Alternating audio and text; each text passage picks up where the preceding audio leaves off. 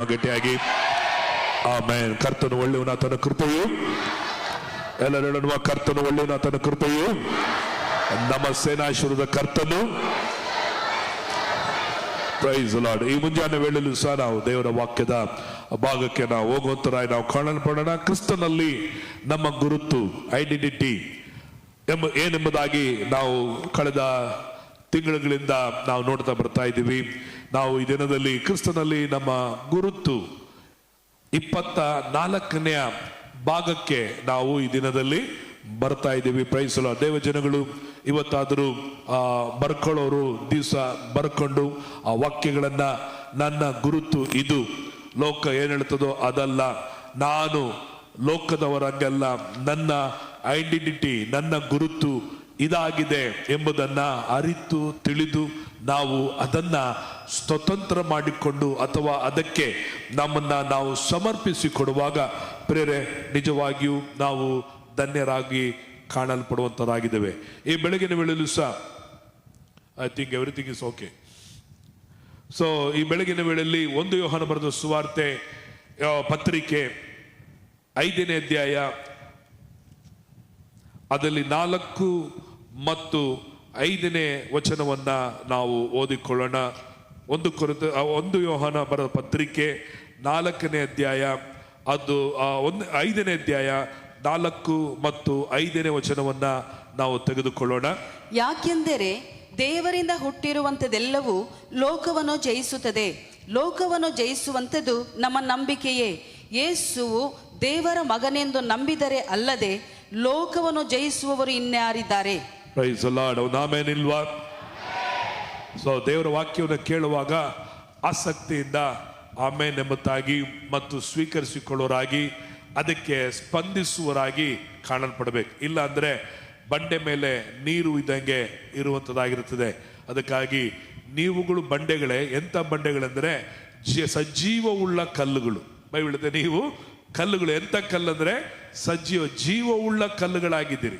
ಅದಕ್ಕಾಗಿ ಜೀವವುಳ್ಳವರಾಗಿ ದೇವರ ವಾಕ್ಯವನ್ನ ದೇವರ ವಾಕ್ಯದ ಕಡೆಗೆ ಗಮನವನ್ನ ಹರಿಸಿ ಏನ್ ಹೇಳ್ತಾರೆ, ಇವತ್ತಿನ ವಾಕ್ಯದಲ್ಲಿ ಏನಿದೆ, ಇವತ್ತು ದೇವರು ನನ್ನೊಟ್ಟಿಗೆ ಏನ್ ಮಾತಾಡ್ತಿದ್ದಾರೆ ಎಂಬಂತ ಹೃದಯ ನಿಮ್ಮಲ್ಲಿ ಉಂಟಾಗಿರಬೇಕು. Praise the Lord. ಹಲ್ಲೆಲೂಯಾ.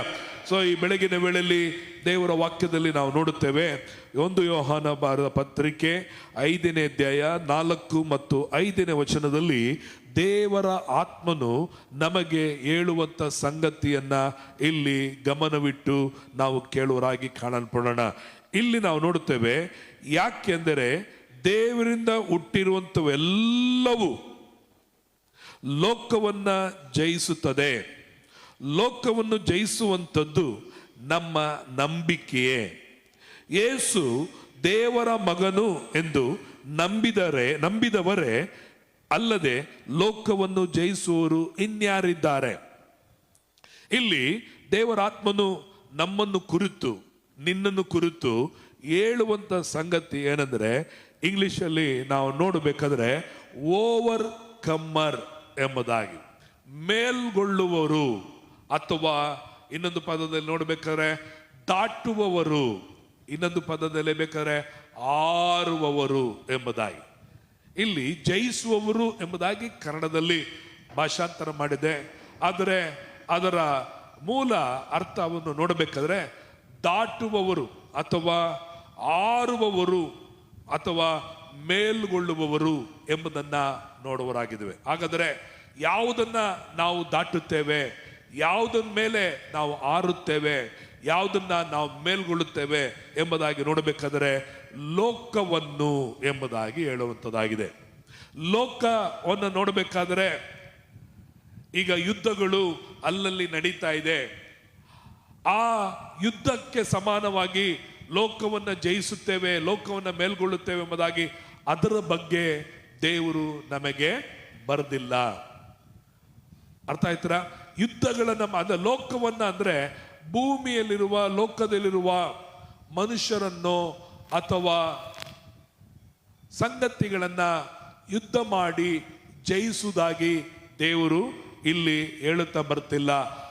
ಬೈಬಲಲ್ಲಿ ಎಲ್ಲೆಲ್ಲ ಲೋಕ ಎಂಬುದಾಗಿ ಬರೆಯಲ್ಪಟ್ಟಿದೆಯೋ ಲೋಕದ ಆಸೆ, ಅದು ಕಣ್ಣಿನ ಆಸೆ, ಶರೀರದ ಆಸೆ, ಬದುಕು ಬಾಳಿನ ಡಂಬಚಾರ ಮತ್ತು ಇಹಲೋಕ ಸ್ನೇಹ ದೇವರಿಗೆ ಶತ್ರುತ್ವ. ಇಹಲೋಕದ ಸ್ನೇಹ ಅದು ದೇವರಿಗೆ ವೈರತ್ವವಾಗಿದೆ. ಅದು ವ್ಯಭಿಚಾರಕ್ಕೆ ಹೋಲಿಕೆಯಾಗಿ ಕಂಡು ಬರುವಂಥದ್ದಾಗಿರುತ್ತದೆ. ಅದಕ್ಕಾಗಿ ಈ ಲೋಕವನ್ನ ಜಯಿಸುವಂಥದ್ದು, ಈ ಲೋಕವನ್ನ ಮೇಲ್ಗೊಳ್ಳುವಂಥದ್ದು ದೇವರು ನಮಗೆ ಅಧಿಕಾರವನ್ನು ಕೊಟ್ಟಿದ್ದಾನೆ. ಅದಕ್ಕೆ ನಾವೆಲ್ಲರೂ ಮೇಲ್ಗೊಳ್ಳುವವರು ಅಥವಾ ಈ ಲೋಕದಲ್ಲಿರುವಂತ ಆಸೆಗಳನ್ನ, ಶಕ್ತಿಗಳನ್ನ ನಾವು ಮೇಲ್ಗೊಳ್ಳುವರಾಗಿ ಅಥವಾ ಅದನ್ನು ದಾಟುವವರಾಗಿ, ಅದನ್ನ ಆರುವವರಾಗಿ ದೇವರು ನಮಗೆ ಆತನು ಕೃಪೆಯನ್ನ, ಆತನ ಮಗನಾಗುವಂತ ಸಾಮರ್ಥ್ಯವನ್ನ ಆತನಿಂದ ನಾವು ಹುಟ್ಟಿದವರಾಗಿದ್ದೇವೆ. ಯೇಸು ಈ ಲೋಕದಲ್ಲಿ ಇದ್ದಾಗ ಯೇಸುವನ್ನ ಹಿಡಿದು ಆತನು ಹೋಗಬೇಕಾದ್ರೆ ಯೇಸು ಹೇಳಿದನು, ಇಹಲೋಕದ ಅಧಿಪತಿ ಬರುತ್ತಿದ್ದಾನೆ, ಇಹಲೋಕದ ಅಧಿಪತಿ ಬರುತ್ತಿದ್ದಾನೆ, ಅವನಿಗೆ ಸಂಬಂಧಪಟ್ಟದ್ದು ನನ್ನತ್ರ ಒಂದೂ ಇಲ್ಲ. ಹಲ್ಲೆಲೂಯಾ. ಈ ಲೋಕದಲ್ಲಿ ಒಬ್ಬನು ಹೇಳಿದಂದರೆ ಇಹಲೋಕದ ಅಧಿಪತಿಯಾಗಿರುವ ಸೈತಾನನಿಗೆ ಈ ಲೋಕಕ್ಕೆ ಸಂಬಂಧಪಟ್ಟಂತ ಮೋಹ ಆಗಿರ್ಬೋದು, ಆಸೆ ಆಗಿರ್ಬೋದು, ಕಣ್ಣಿನ ಇಚ್ಛೆ ಆಗಿರ್ಬೋದು, ಶರೀರದ ಆಸೆ ಆಗಿರ್ಬೋದು, ಬದುಕು ಬಾಳಿನ ಡಂಬಚಾರವಾಗಿರ್ಬೋದು, ಸುಳ್ಳಾಗಿರ್ಬೋದು, ಕಾಮ ಮೋದ ಮತ್ಸರಗಳಾಗಿರ್ಬೋದು, ಈ ಲೋಕಕ್ಕೆ ಸಂಬಂಧಪಟ್ಟದ್ದು, ಆ ಸಂಬಂಧಪಟ್ಟದ್ದು ನನ್ನ ಹತ್ರ ಒಂದೂ ಇಲ್ಲ ಅಂತ ಹೇಳಿದಂತ ಒಂದೇ ಒಬ್ಬನಂದ್ರೆ ಅದು ಯೇಸು ಕ್ರಿಸ್ತನೊಬ್ಬನೇ ಆಗಿದ್ದಾನೆ. ಈ ಲೋಕದಲ್ಲಿ ಅನೇಕ ಮಹಾಪುರುಷರುಗಳು ಬಂದರು, ಅನೇಕ ಸೈಂಟಿಸ್ಟ್ಗಳು ಬಂದರು, ಅನೇಕ ಹೀರೋಗಳು ಬಂದರು, ರಾಜರುಗಳು ಬಂದರು, ಮಂತ್ರಿಗಳು ಬಂದರು, ಅರಸರುಗಳು ಬಂದರು. ಎಲ್ಲರೂ ಕಣ್ಣಿನ ಆಸೆ, ಶರೀರದ ಆಸೆ, ಬದುಕು ಬಾಳಿನ ಡಂಬಚಾರ, ಕೋಪ, ಕ್ರೋಧ, ಮತ್ಸರ ಇವುಗಳಿಗೆ ಫೇಲ್ ಆಗಿ ಎಲ್ಲರೂ ಸೋತು ಒಂದು ದಿನ ಅವರು ಮಣ್ಣು ಆಗಲ್ಪಟ್ಟರು. ಆದರೆ ಯೇಸು ಕ್ರಿಸ್ತನೊಬ್ಬನೇ ಹೇಳಿದ್ದು, ಈ ಲೋಕಕ್ಕೆ ಸಂಬಂಧಪಟ್ಟದ್ದು ನನ್ನ ಹತ್ರ ಒಂದು ಇಲ್ಲ. ಇಹಲೋಕದ ಅಧಿಪತಿ ಬರ್ತಾ ಇದ್ದಾನೆ. ಯೇಸುವಿನ ಮೇಲೆ ಹೇಳಲ್ಪಟ್ಟಂತ ಎಲ್ಲಾ ಅಪರಾಧಗಳು ಸುಳ್ಳಾದ ಆರೋಪಗಳಾಗಿತ್ತೇ ಹೊರತು ಅದು ನಿಜವಾಗಿ ಇರಲಿಲ್ಲ. ಅಪರಾಧಗಳು ಸುಳ್ಳುಗಳಾಗಿ ಅವರ ಮೇಲೆ ಆರೋಪ ಮಾಡಿದರು. ಆರೋಪ ಯಾರ ಮೇಲಾದರೂ ಮಾಡಬಹುದು ಪ್ರೇರೆ, ಅದು ಸುಳ್ಳೋ ನಿಜವೋ ಎಂಬುದಾಗಿ ಯಾವಾಗ ಗೊತ್ತಾಗುತ್ತೆ ಅಂದ್ರೆ ಅದನ್ನ ಜಡ್ಜ್ ಮಾಡಿದ ಮೇಲೆ, ವಿಚಾರಿಸಿದ ಮೇಲೆ, ನ್ಯಾಯ ವಿಚಾರಣೆಯಲ್ಲಿ ಗೊತ್ತಾಗುವಂಥದ್ದಾಗಿರುತ್ತದೆ. ಅದೇ ರೀತಿಯಾಗಿ ಯೇಸು ಶಿಲುಬೆಗೆ ಹಾಕಲ್ಪಟ್ಟಾಗ ಕಳ್ಳನಾಗಿ ಅಥವಾ ದರೋಡೆಕಾರನಾಗಿ, ಅಪರಾಧಿಯಾಗಿ ಆತನು ಶಿಲುಬೆಗೆ ಹಾಕಲ್ಪಡಲ್ಲ. ಯೇಸು ಶಿಲುಬೆಯಲ್ಲಿ ನೇತಾಕಲ್ಪಟ್ಟಿದ್ದು ನೀತಿವಂತನಾಗಿದ್ದಕ್ಕಾಗಿ, ಆತನು ನೀತಿವಂತನಾಗಿ ಜೀವಿಸಿದಕ್ಕಾಗಿ, ಪಾಪದ ಅರಿವು ಇಲ್ಲದೆ ಇದ್ದುದಕ್ಕಾಗಿ ಯೇಸು ಶಿಲುಬೆಯಲ್ಲಿ ಹಾಕಲ್ಪಡಬೇಕಾಗಿತ್ತು ಎಂಬುದಾಗಿ ಶಾಸ್ತ್ರಗಳಲ್ಲಿ ಯೇಸುವನ್ನ ಕುರಿತು ಬರೆಯಲ್ಪಟ್ಟಿದೆ. ಯೇಸುವನ್ನ ಅಪರಾಧಕ್ಕಾಗಿ, ಆತನು ಮಾಡಿದ್ದ ಅನ್ಯಾಯಕ್ಕಾಗಿ ಆತನನ್ನ ಹಾಕಲಿಲ್ಲ.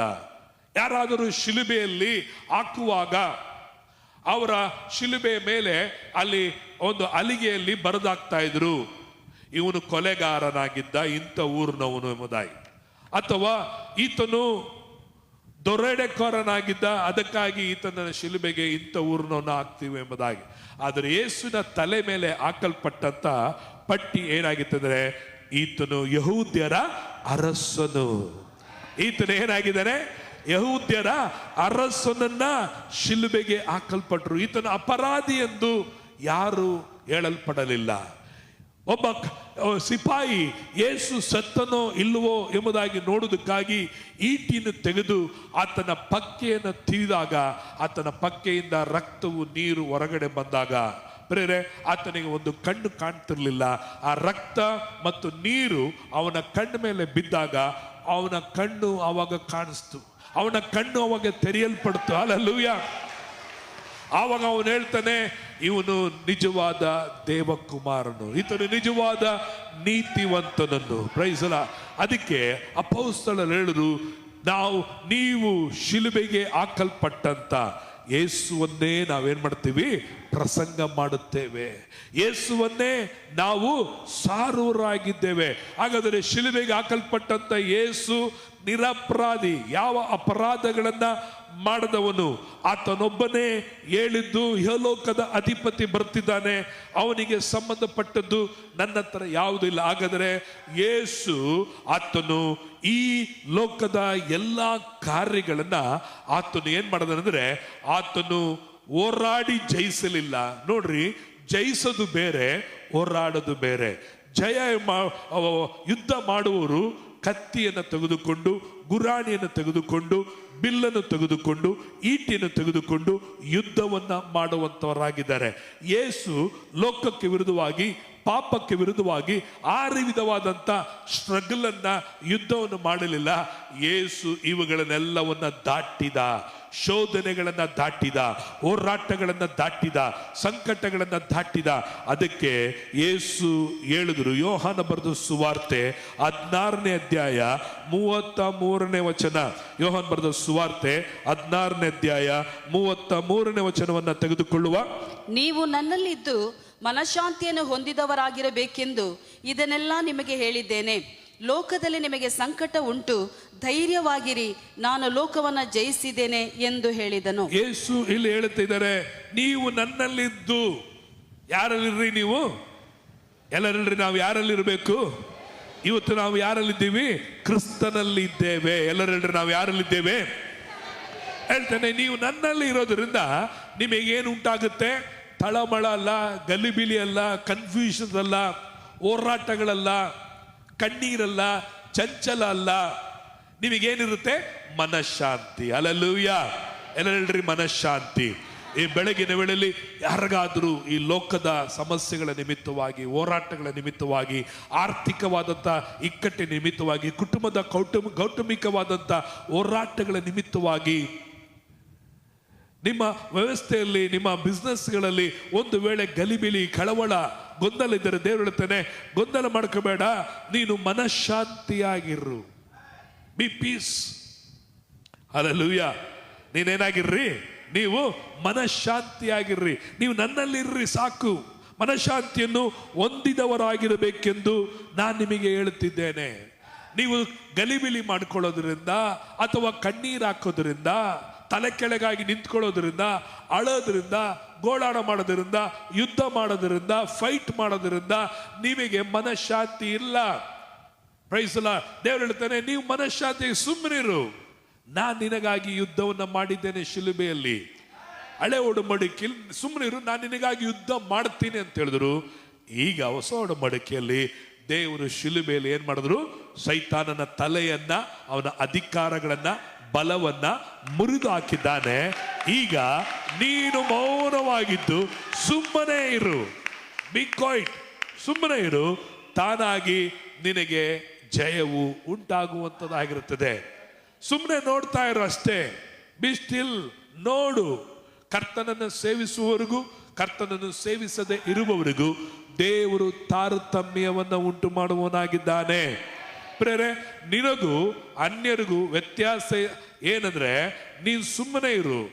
ಅನ್ಯರು ಹೋರಾಡ್ತಾರೆ, ಫೈಟ್ ಮಾಡ್ತಾರೆ, ಯುದ್ಧಕ್ಕೆ ಹೋಗ್ತಾರೆ, ಕೋರ್ಟ್ಗೆ ಹೋಗ್ತಾರೆ, ಬಟ್ಟೆ ಹರ್ಕೊಳ್ತಾರೆ, ದುಡ್ಡು ಖರ್ಚು ಮಾಡ್ಕೊಳ್ತಾರೆ. ಬಟ್ ದೇವರು ಹೇಳ್ತಾನೆ, ನೀನು ಸುಮ್ಮನೆ ಇರು.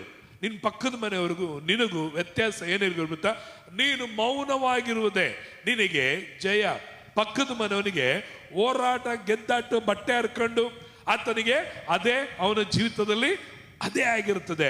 ಆತನ ನೀತಿವಂತನು ಹೆಂಗಿರ್ತಾನಂದ್ರೆ, ಆತನು ಸಿಂಹದಂತೆ, ಆತನು ಧೈರ್ಯವಾಗಿರ್ತಾನೆ. ಹಲ್ಲೆಲೂಯಾ. ಶಾಂತವಾಗಿರ್ತಾನೆ.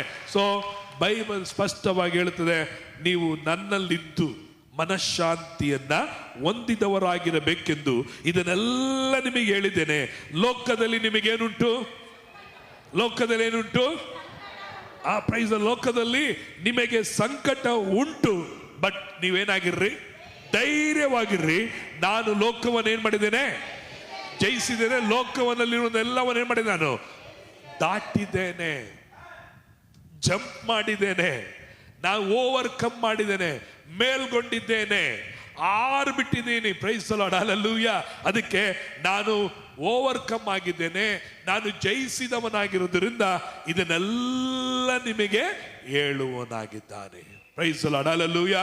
ಅದಕ್ಕೆ ಕ್ರಿಸ್ತನಲ್ಲಿ ನಮ್ಮ ಗುರುತು ಪ್ರಿಯರೇ, ನಾವು ಕೆಲವೊಂದು ವಿಷಯಗಳನ್ನ ಕೆಲವು ಸಮಯಗಳನ್ನ ಹಾದು ಹೋಗ್ಬೋದು, ಕೆಲವೊಂದು ವಿಷಯಗಳನ್ನ ನಮ್ಮ ಜೀವಿತದಲ್ಲಿ ನಾವು ನಡ್ಕೊಂಡು ಹೋಗ್ಬೋದು, ಕೆಲವೊಂದು ವಿಷಯಗಳು ನಮ್ಮ ತಲೆ ಮೇಲೆ ಹೋಗುವಂಥದ್ದಾಗಿರ್ಬೋದು. ಆದರೆ ನಿನ್ನನ್ನು ನಾಶಪಡಿಸುವ, ನಿನ್ನನ್ನು ಹಾಳು ಮಾಡುವ ಸಂಗತಿಗಳು ನಿನ್ನ ಜೀವಿತದಲ್ಲಿ ಅವುಗಳು ನಿನ್ನನ್ನು ಮೇಲ್ಗೊಳ್ಳುವುದಿಲ್ಲ. ಆದರೆ ದೇವರು ನಿನ್ನನ್ನ ಅವುಗಳ ಮೇಲೆ ಜಯಶಾಲಿಯಾಗಿ ದೇವರು ನಿನ್ನನ್ನ ಇಟ್ಟಿದ್ದಾನೆ. Hallelujah, praise the Lord. ದೇವರ ನಾಮಕ್ಕೆ ಮಹಿಮೆ ಉಂಟಾಗಲಿ. ಕೀರ್ತನೆಗಳು 18ನೇ ಅಧ್ಯಾಯ 29ನೇ ವಚನದಲ್ಲಿ ಓದುವಾಗ ಕೀರ್ತನೆಗಾರರು ಹೀಗೆ ಹೇಳ್ತಾನೆ. ಕೀರ್ತನೆ 18ನೇ ಅಧ್ಯಾಯ ಅದರಲ್ಲಿ 29ನೇ ವಚನವನ್ನ ನಾವು ಎಲ್ಲರೂ ತೆಗೆದುಕೊಳ್ಳೋಣ. ಇನ್ನೊಂದ್ಸರಿ ಹೇಳ್ತೇನೆ, ಕೀರ್ತನೆ 18:29 ಎಲ್ಲರೂ ತೆಗೆದುಕೊಳ್ಳುವ. ಎಸ್, ಓದ್ಕೊಳ್ಳೋಣ. ನಿನ್ನ ಬಲದಿಂದ ದಂಡಿನ ಮೇಲೆ ಬೀಳುವೆನು, ನನ್ನ ದೇವರ ಸಹಾಯದಿಂದ ಪ್ರಕಾರವನ್ನು ಹಾರುವೆನು. Praise the Lord. ಪೌಲ ಇಲ್ಲಿ ದಾವೀದನು ಹೇಳಬೇಕು ಹೇಳ್ತಾನೆ, ದೇವರೇ. ಎಲ್ಲರೂ ನೋಡ್ಕೊಳ್ರಿ, ಇನ್ನೊಂದ್ಸರಿ ಗಮನದಿಂದ ಕೇಳೋಣ, ಇನ್ನೊಂದ್ಸರಿ ಓದೋಣ. ನಿನ್ನ ಬಲದಿಂದ ದಂಡಿನ ಮೇಲೆ ಬೀಳು. ನಾನೇ ಓದ್ತೀನಿ. ನನ್ನ ದೇವರ ಸಹಾಯದಿಂದ ಏನ್ ಮಾಡುವೆನು? ಪ್ರಕಾರವನ್ನ ನಡ್ಕೊಂಡು ಹೋಗುವೆನಾ? ಒಡ್ಕೊಂಡು ಹೋಗ್ತೇನಾ? ಮುರಿದಾಕೊಂಡು ಹೋಗ್ತೀನಾ? ಇಲ್ಲ, ನಾನೇನ್ ಮಾಡುವೆನು? I will jump. ಪ್ರಕಾರ ಅಂದ್ರೆ ಕೋಟೆಗಳನ್ನ, ಗೊತ್ತಲುಗಳನ್ನ, ಬೆಟ್ಟಗಳನ್ನ ನಾನೇನ್ ಮಾಡ್ತೀನಿ? ಆರುವೆನು. ಯಾರಿಂದ? ನನ್ನ ದೇವರ ಸಹಾಯದಿಂದ. ಹಲ್ಲೆಲೂಯಾ. ಇವತ್ತು ನಿಮ್ಮ ಜೀವಿತದಲ್ಲಿ ನಾನು ಹೇಳ್ತೀನಿ, ನೀವು ನಿಮ್ಮ ಮುಂದೆ ಇರುವ ಬೆಟ್ಟ, ಕೋಟೆ ಅಥವಾ ನಿಮ್ಮ ಮುಂದೆ ಇರುವಂತ ಎಲ್ಲ ಮುಚ್ಚಲ್ಪಟ್ಟ ಬಾಗಿಲುಗಳು ನಿಮ್ಮ ಮುಂದೆ ಪ್ರೇರೆ, ಅವುಗಳಿಗಾಗಿ ನೀವು ಯುದ್ಧ ಮಾಡಬೇಕಾಗಿಲ್ಲ, ಅವುಗಳಿಗಾಗಿ ಜಗಳ ಮಾಡಬೇಕಾಗಿಲ್ಲ, ಅವು ಕೃತವಾಗಿ ಹೋರಾಡುವವರಾಗಿರಲ್ಲ. ದೇವರ ಸಹಾಯ ನಿಮಗೆ ಇರೋದ್ರಿಂದ ನೀವು ಎಲ್ಲವನ್ನ ಆರುವವರಾಗಿದ್ದೀರಿ. ಒಂದು ವೇಳೆ ಬೈಬಲ್ ಹೇಳ್ತದೆ, ಲೋಕವನ್ನ ಜಯಿಸುವಂಥದ್ದು ನಿಮ್ಮ ನಂಬಿಕೆ. ಹಂಗಂದ್ರೆ ನೀವು ಲೋಕವನ್ನು ನೋಡಬೇಕಾದ್ರೆ ಲೋಕದಲ್ಲಿ ಏನಿದೆ? ವ್ಯಾಧಿ, ದರಿದ್ರ, ಬಡತನ, ಫೇಲ್ಯೂರ್ಗಳು, ಸೋಲುವಿಕೆಗಳು, ಕೊರತೆ, ಕಣ್ಣೀರು, ಹೋರಾಟಗಳು, ಪ್ರಯತ್ನಗಳು, ಪ್ರಯಾಸ, ಇವುಗಳೆಲ್ಲ ಲೋಕವಾಗಿದೆ. ಲೋಕದಲ್ಲಿ ಉಂಟು ಕಣ್ಣಿನ ಆಸೆ, ಶರೀರದ ಆಸೆ, ಬದುಕು ಬಾಳಿ ಡಂಬಚಾರ. ಇವುಗಳು ನಮ್ಮನ್ನ ಮೇಲ್ಗೊಳ್ಳುತ್ತದೆ ಎಂಬುದಾಗಿ ನಾವು ಹೆದರಬೇಕಾದ ಅವಶ್ಯಕತೆ ಇಲ್ಲ. ಬೈಬಲ್ ಹೇಳ್ತದೆ, ದಾವೀದನು ಹೇಳ್ತಾನೆ, ನಾನು ಪೌಳಿ ಗೋಡೆಗಳನ್ನ, ಪ್ರಕಾರವನ್ನ ಏನ್ ಮಾಡುವೆನು? ನಾನು ಆರುವೆನು. Praise the Lord, hallelujah. Prayer, ಈಗ ಒಂದು ವೇಳೆ ಬೇರೆ ಒಂದು ದೇಶಕ್ಕೆ ಹೋಗ್ಬೇಕಾದ್ರೆ ಕೆಲವು ಸಮಯಗಳಲ್ಲಿ ನಾವು ವಿಮಾನದಲ್ಲಿ ಏನ್ ಮಾಡಬೇಕಾಗತ್ತೆ? ಆರ್ಬೇಕಾಗತ್ತೆ. ಒಂದು ವೇಳೆ ನಮ್ಮ ದೇಶದಲ್ಲೇ ಇರ್ತೇವೆ, ನಮ್ಮ ದೇಶದ ಒಂದು ವೇಳೆ ಇಲ್ಲಿಂದ ಡೆಲ್ಲಿಗೆ ಹೋಗ್ಬೇಕಾದ್ರೆ 2 ದಿನ ಅಥವಾ 3 ದಿನ ಆಗುತ್ತೆ ಬಸ್ಸಲ್ಲಿ ಅಂತ ಇಟ್ಕೊಳ್ರಿ. ಒಂದು ವೇಳೆ ಪ್ಲೈನಲ್ಲಿ ಹೋಗ್ಬೇಕಾದ್ರೆ 3/4 ತಾಸಲ್ಲಿ ಅಥವಾ 1 ತಾಸಲ್ಲಿ ಏನ್ ಮಾಡಬಿಡ್ಬೋದು? ವಿಮಾನದಲ್ಲಿ ಹಾರ್ಕೊಂಡು ಹೋಗ್ಬಿಡ್ಬೋದು. ಇವತ್ತು ನಿಮ್ಮ ಜೀವಿತದಲ್ಲಿ ಅನೇಕ ಸಂಗತಿಗಳು ಇದನ್ನ ಹೆಂಗ್ ದಾಟ್ಲಿ, ಇದನ್ನ ಹೆಂಗೆ ನಾನು ಜಯಿಸಲಿ, ಇದರಿಂದ ನಾನು ಹೇಗೆ ಹೊರಗಡೆ ಬರಲಿ ಎಂಬುದಾಗಿ ನೀವು ಎದುರು ನೋಡ್ತಾ ಇರಬಹುದು. ಆದರೆ ದೇವರ ಸಹಾಯ ನಿನಗೆ ಇರುವುದರಿಂದ, ದೇವರ ಮೇಲೆ ನಂಬಿಕೆ ಇಟ್ಟಂತ ನೀನು ಹೇಗೆ ಇದರಲ್ಲಿ ನಡ್ಕೊಂಡು ಹೋಗಲ್ಲ, ನಿನ್ನನ್ನ ದೇವರು ಏನ್ ಮಾಡ್ತಾನೆ? ಎಲ್ಲವುಗಳ ಮೇಲೆ ಆರಿಸುವನಾಗಿದ್ದಾನೆ. ಹಲ್ಲೆಲೂಯಾ. ಒಂದು ಕಾಲದಲ್ಲಿ ಇವೆಲ್ಲ ನಮ್ಮ ತಲೆ ಮೇಲಿದ್ದಂಗಿತ್ತು. ಅಯ್ಯೋ ಅಯ್ಯೋ ಅಯ್ಯೋ ಅಂತೇಳಿ ನಾವು ನೋಡ್ತಿದ್ವಿ. ಆಗ ಮೇಲೆ ನೀನು ಆರುವಾಗ ಕೆಳಗೆ ನೋಡ್ತೀಯ, ನೀನು ಎಷ್ಟರವನು, ನೀನು ಎಷ್ಟರವನು, ಈಗ ನೀನು ಕಾಲ್ ಕೆಳಗಿದ್ಯಾ, ನಾನೆಲ್ಲಿದ್ದೀನಿ ಇವಾಗ, ಮೇಲೆ ಇದ್ದೇನೆ. ನನ್ನ ದೇವರು ಮೇಲಕ್ಕೆ ಕೊಂಡು ಹೋಗುವನು. ನನ್ನ ದೇವರ ಸಹಾಯದಿಂದ, ದೇವರ ಬಲದಿಂದ ನಾನು ದಂಡಿನ ಮೇಲೆ ಬೀಳುವೆನು. ನನ್ನ ದೇವರ ಸಹಾಯದಿಂದ ಪ್ರಕಾರವನ್ನಾರುವನಾಗಿದ್ದೇನೆ. ಹಲ್ಲೆಲೂಯಾ. ದೊಡ್ಡ ಶೋಧನೆನ, ದೊಡ್ಡ ಹೋರಾಟನ, ದೊಡ್ಡ ಸಮಸ್ಯೆನ, ದೊಡ್ಡ ವಿಪತ್ತುಗಳ, ದೊಡ್ಡ ಕಷ್ಟಗಳ, ಡೋಂಟ್ ವರಿ, ಅವುಗಳನ್ನ ನೀನು ಏನ್ ಮಾಡ್ತೀಯ, ದಾಟಿಕೊಂಡು ಹೋಗುವನಾಗಿದ್ಯಾ. ಹಲ್ಲೆಲೂಯಾ. ಇದುವರೆಗೂ ನಿನ್ನ ಜೀವನದಲ್ಲಿ ಬಂದಂತ ಶೋಧನೆಗಳು, ಹೋರಾಟಗಳು ಸಣ್ಣದಾಗಿರ್ಬೋದು, ಆದರೆ ನೀನು ಒಂದು ವೇಳೆ ಜಲರಾಶಿಯ ಮಧ್ಯದಲ್ಲಿ ದೇವರು ನಿನ್ನನ್ನು ನಡೆಸ್ಕೊಂಡು ಬಂದಿರಬಹುದು. ಒಂದು ವೇಳೆ ಬೆಂಕಿಯ ಜ್ವಾಲೆಗಳಲ್ಲಿ ನೀನು ಒಂದು ವೇಳೆ ನಡ್ಕೊಂಡು ಬಂದಿರಬಹುದು. ಅವುಗಳು ನಿನ್ನನ್ನು ಮುಳುಗಿಸಲಿಲ್ಲ, ಬೆಂಕಿಯ ಜ್ವಾಲೆಯು ನಿನ್ನನ್ನು ಕಂದಿಸಲಿಲ್ಲ. ಆದರೆ ಈಗ ನಿನಗೆ ಬಂದಿರುವಂತ ಹೋರಾಟ ನಿನ್ನ ತಲೆಗೆ ಮೀರಿದಂತಾಗಿರ್ಬೋದು. ಒಂದು ವೇಳೆ ಕೋಟೆ ಕೊತ್ತಲಾಗಿರ್ಬೋದು, ಒಂದು ವೇಳೆ ಎತ್ತರವಾಗಿರ್ಬೋದು. ನನ್ನ ಕೈಲಿ ಆಗಲ್ಲ, ಸಾಧ್ಯ ಇಲ್ಲ ಎಂಬುದಾಗಿ ನೀವು ಅಂದ್ಕೊಳ್ಬಹುದು. Praise the Lord. ಹಲ್ಲೆಲೂಯಾ. ನಾನು ಹೇಳ್ತೀನಿ, ದೇವರ ಸಹಾಯ ನಿಮಗೆ ಇರೋದ್ರಿಂದ ನೀವು ಅವುಗಳನ್ನ ಓವರ್ಕಮ್, ಮೇಲೆ ದಾಟುವಿರಿ, ನೀವು ಮೇಲೆ ಆರಿ ಹೋಗುವಿರಿ. ಹಲ್ಲೆಲೂಯಾ. ಅದಕ್ಕೆ ಯು ಆರ್ ದ ಓವರ್ಕಮರ್ ಅನ್ನೋದಾಗಿ ನಾವು 1 ಯೋಹಾನದಲ್ಲಿ ಓದಿದ್ವಿ. ಏನಂತೇಳಿ 1 ಯೋಹಾನ 5ನೇ ಅಧ್ಯಾಯ 4ನೇ ವಚನ ಮತ್ತೊಮ್ಮೆ ಸಾರಿ ನಾವು ಓದ್ಕೊಳ್ಳೋಣ. 1 ಯೋಹಾನ 5ನೇ ಅಧ್ಯಾಯ 4ನೇ ವಚನ ಓದ್ಕೊಳ್ಳೋಣ. ಯಾಕೆಂದರೆ ದೇವರಿಂದ ಹುಟ್ಟಿರುವಂತದೆಲ್ಲವೂ, ಯಾಕೆಂದರೆ ದೇವರಿಂದ ಹುಟ್ಟಿರುವಂತವೆಲ್ಲವೂ ಲೋಕವನ್ನು ಜಯಿಸುತ್ತದೆ. Price the lord. ಹಾಗಾದರೆ ಗಮನಿಸಿರಿ, ದೇವರಿಂದ ಹುಟ್ಟಿರುವಂತವೆಲ್ಲವೂ. ಎಲ್ಲರೂ ಹೇಳ್ರಿ, ಯಾರಿಂದ ಹುಟ್ಟಿರುವಂತವು? ನಾವು ಯಾರಿಂದ ಹುಟ್ಟಿದ್ದೇವೆ? ದೇವರು ಹುಟ್ಟಿದ್ವಾ, ತಂದೆ ತಾಯಿಗಳಿಂದ ಹುಟ್ಟಿದ್ವಾ? ತಂದೆ ತಾಯಿಗಳಿಂದ ಹುಟ್ಟಿದ್ದು ಸತ್ಯ, ಅದು ಇಲ್ಲ ಅಂತಲ್ಲ. ಬಟ್ ಯಾವಾಗ ದೇವರ ವಾಕ್ಯ ನಮ್ಮಲ್ಲಿ ಬಂತೋ, ಕ್ರಿಸ್ತನು ಯಾವಾಗ ಬಂದೋ, ನಾವು ಅವಾಗ ಹೇಗೆ ಹುಟ್ಟಿದ್ವಿ? ದೇವರ ವಾಕ್ಯದಿಂದ ಹುಟ್ಟಿದವರಾಗಿದ್ದೇವೆ. ದೇವರಿಂದ ನಾವು ಹುಟ್ಟಿದವರಾಗಿದ್ದೇವೆ. ನಾವು ದೇವರ ಮಕ್ಕಳಾದದ್ದು ತಂದೆ ತಾಯಿಯ ಹೊಟ್ಟೆಯಿಂದ ಹುಟ್ಟಿದ್ದಕ್ಕಾಗಿ ನಾವು ದೇವರ ಮಕ್ಕಳಾಗಲಿಲ್ಲ. ಕ್ರಿಸ್ತನನ್ನ ಅಂಗೀಕಾರ ಮಾಡಿಕೊಂಡಿದ್ದಕ್ಕಾಗಿ ನಾವು ಇವತ್ತು ದೇವರ ಮಕ್ಕಳಾಗಿ, ದೇವರ ಮಕ್ಕಳಾದದ್ದು ಹೇಗೆ? ದೇವರಿಂದ ನಾವು ಹುಟ್ಟಿರೋದ್ರಿಂದ. ಎಲ್ಲರೂ ಹೇಳ್ರಿ, ನಾವು ಹೇಗೆ ಹುಟ್ಟಿದ್ವಿ? ನಾವು ತಂದೆ ತಾಯಿಗಳಿಂದ ಹುಟ್ಟಿದ ನಾವುಗಳು ತಿರುಗಿ ಇವತ್ತು ಏನ್ ಮಾಡಿದ್ದೇವೆ? ಹೊಸದಾಗಿ ಹುಟ್ಟಿದ್ದೇವೆ. ಒಬ್ಬನು ಹೊಸದಾಗಿ ಹುಟ್ಟದೆ ಹೋದರೆ ದೇವರ ರಾಜ್ಯವನ್ನು ಏನ್ ಮಾಡಕ್ಕಾಗುವುದಿಲ್ಲ, ಅವನು ಕಾಣಲಾರನು.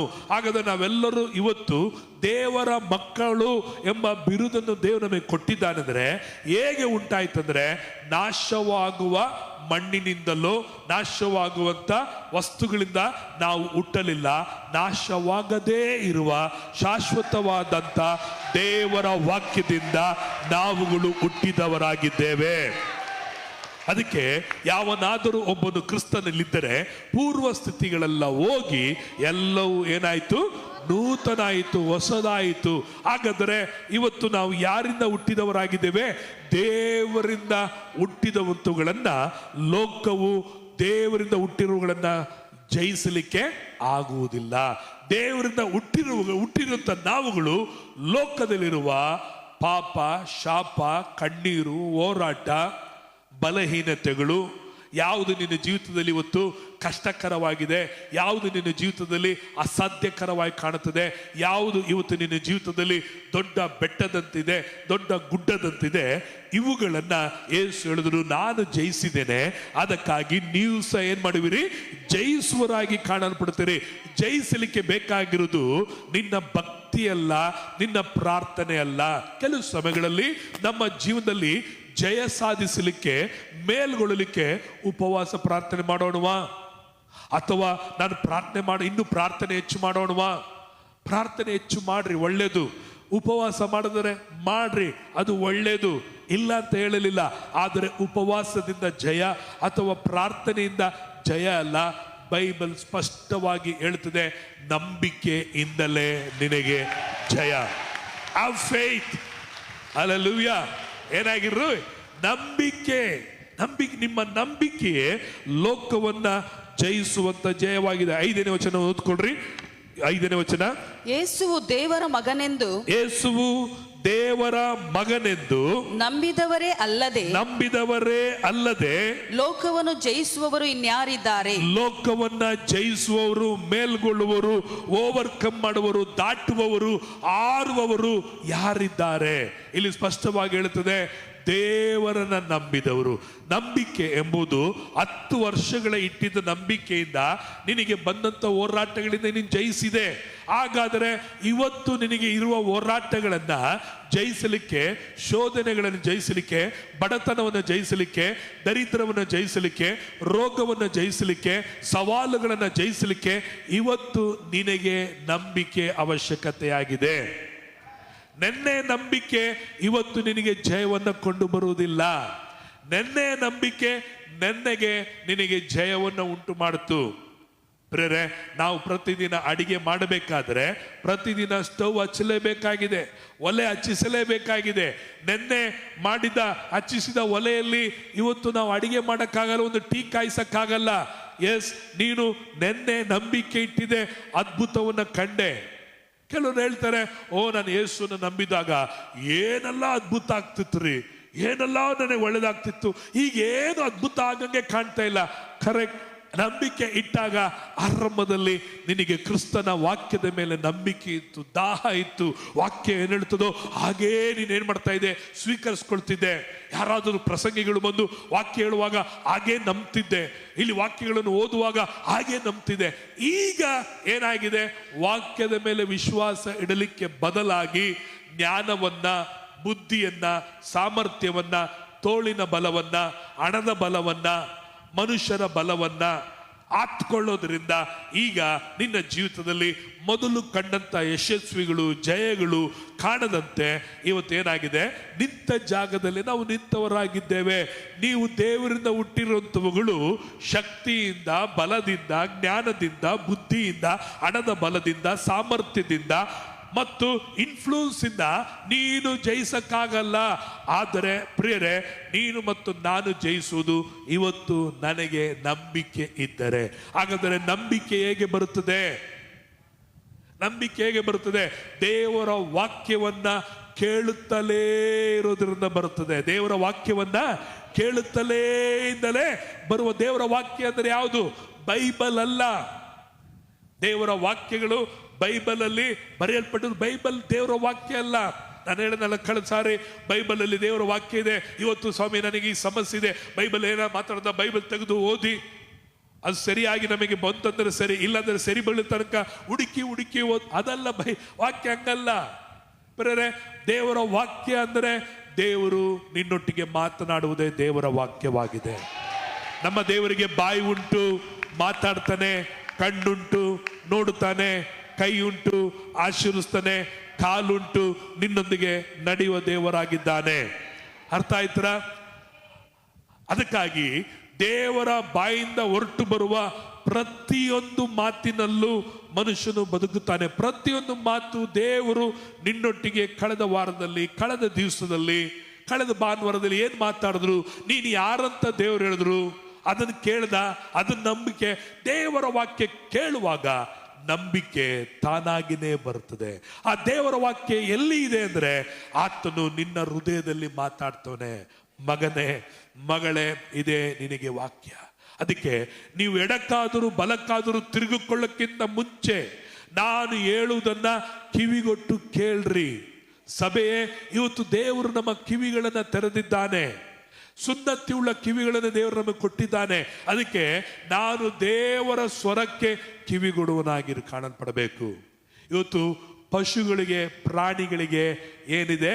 ಕಿವಿ ಇದೆ. ಅದಕ್ಕೆ ನನ್ನ ಜನರಿಗೂ ಜ್ಞಾನ ಇಲ್ಲದವರಾಗಿ ನಾಶವಾಗುತ್ತಿದ್ದಾರೆ. ಎತ್ತುಗೆ ತನ್ನ ಗೋದಲಿಯು, ಕತ್ತೆಗೆ ತನ್ನ ಯಜಮಾನನು ಯಾರಂತ ಗೊತ್ತು. ಆದರೆ ನನ್ನ ಜನರಿಗೂ ಜ್ಞಾನ ಇಲ್ಲದೆ ಅಳಿದು ಹೋಗ್ತಾ ಇದ್ದಾರೆ ಎಂಬುದಾಗಿ.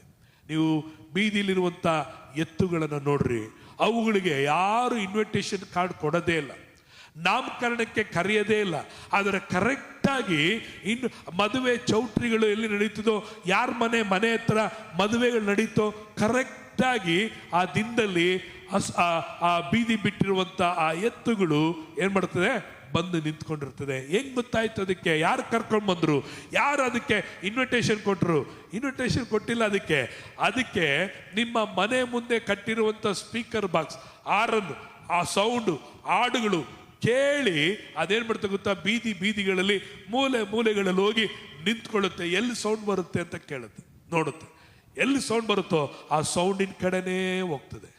ಆ ಸೌಂಡ್ ಬರೋ ತನಕ ನೋಡಿದಾಗ ಅದಕ್ಕೆ ಗೊತ್ತು, ಓ ಇಲ್ಲಿ ಚಪ್ಪರ ಹಾಕಿದ್ದಾರೆ, ಇಲ್ಲಿ ಊಟ ನಡೀತಾ ಇದೆ, ಇಲ್ಲಿ ಹೋದ್ರೆ ನನಗೆ ಊಟ ಸಿಗುತ್ತೆ ಎಂಬುದಾಗಿ ಕರೆಕ್ಟಾಗಿ ಚೌಟ್ರಿಗಳ ಹತ್ರ, ಕರೆಕ್ಟಾಗಿ ಮದುವೆಗಳು ನಡೆಯುವಂಥ, ಫಂಕ್ಷನ್ಗಳು ನಡೆಯುವಂಥ ಸ್ಥಳದಲ್ಲಿ ಬರಲಿಕ್ಕೆ ಕಾರಣ ಅದೇ. ಅದು ಗೊತ್ತಾಗುತ್ತೆ. ಎಲ್ಲಿ ಸೌಂಡ್ ಇದ್ರೆ, ವಾಲಗ ಸೌಂಡ್ ಇದ್ರೆ, ಮೈಕ್ ಸಿಸ್ಟಮ್ ಸೌಂಡ್ ಇದ್ರೆ ಅಲ್ಲಿ ಊಟ ಇದೆ ಎಂಬುದಾಗಿ. ಆದರೆ ಇವತ್ತು ನಮಗೆ ಗೊತ್ತಾ, ಎಲ್ಲಿ ಹೋದ್ರೆ ದೇವರ ವಾಕ್ಯ ನಾವು ಕೇಳ್ಬೋದು, ಎಲ್ಲಿ ಕೂತ್ಕೊಂಡ್ರೆ ದೇವರ ವಾಕ್ಯ ಕೇಳ್ಬೋದು, ದೇವರ ವಾಕ್ಯ ಏನು ಎಂಬುದಾಗಿ ದೇವರ ಜನರಾಗಿರೋ ನಮಗೂ ಇವತ್ತು ದೇವರ ಸ್ವರ ನಮಗೆ ಬೇಡ. ನಮಗೇನಾಗಬೇಕು? ಕಾರ್ಯ ಆಗ್ಬೇಕು, ಫಂಕ್ಷನ್ ಅಲ್ಲಿ ಆಗ್ಬಿಡ್ಬೇಕು. ಅದಕ್ಕೇನು ಬೇಕಾದ್ರೂ ನಾನು ಎಫೆಕ್ಟ್ ಆಗ್ತೀನಿ, ಬಲ ಉಪಯೋಗಿಸ್ತೀನಿ, ಜ್ಞಾನವನ್ನು ಉಪಯೋಗಿಸ್ತೀನಿ, ಹಣವನ್ನು ಉಪಯೋಗಿಸ್ತೀನಿ, ನನ್ನ ಎನರ್ಜಿ ಎಲ್ಲ ಉಪಯೋಗ ಮಾಡ್ತೀನಿ. ದೇವರ ಡೋಂಟ್ ಯೂಸ್ ಯುವರ್ ಎನರ್ಜಿ, ಬುದ್ಧಿ ಯೂಸ್ ಮಾಡಬೇಡ, ನಂಬಿಕೆಯಲ್ಲಿದೆವು, ಶಾಂತವಾಗಿರು. ಹಲ್ಲೆಲೂಯಾ. ಬೈಬಲ್ ಹೇಳುತ್ತದೆ, ಯೇಸು ದೇವರ ಮಗನೆಂದು ನಂಬಿದವರೇ ಅಲ್ಲದೆ ಲೋಕವನ್ನು ಜಯಿಸುವವರು ಇನ್ಯಾರಿದ್ದಾರೆ? ಹಲ್ಲೆಲೂಯಾ. ಈ ಲೋಕದಲ್ಲಿರುವಂತ ಎಲ್ಲ ಹೋರಾಟಗಳನ್ನ ಜಯಿಸಲಿಕ್ಕೆ ಪ್ರೇರೆ ನಿಮ್ಮ ನಂಬಿಕೆ, ಕ್ರಿಸ್ತನ ಮೇಲೆ ಇಟ್ಟಿರುವಂತ ನಂಬಿಕೆ ದೊಡ್ಡ. ಇದಕ್ಕೆ ದೊಡ್ಡ ಫಿಲಾಸಫಿ ನಂಬಿಕೆ ಬೇಕಾಗಿಲ್ಲ, ಕಠಿಣವಾದ ನಂಬಿಕೆ ಬೇಕಾಗಿಲ್ಲ. ಏನಂತ ನೀನು ನಂಬರಾಗಿರ್ಬೇಕು? ಯೇಸುವು ದೇವರ ಮಗನೆಂದು ನಂಬತಕ್ಕ ನಂಬಿಕೆ. ಯಾವ ನಂಬಿಕೆ ರೀ? ಬೈಬಲಲ್ಲೆಲ್ಲ ಬರ್ದಿರೋದು ಬೇಕಾಗಿಲ್ಲ ನಂಬಿಕೆ. ಏನಂತ ನಂಬಿಕೆ ಇಡಬೇಕು? ಯೇಸುವು ದೇವರ ಮಗನೆಂದು ನಂಬಿದವರ ನಂಬಿಕೆ ಏನಾಗುತ್ತೆ?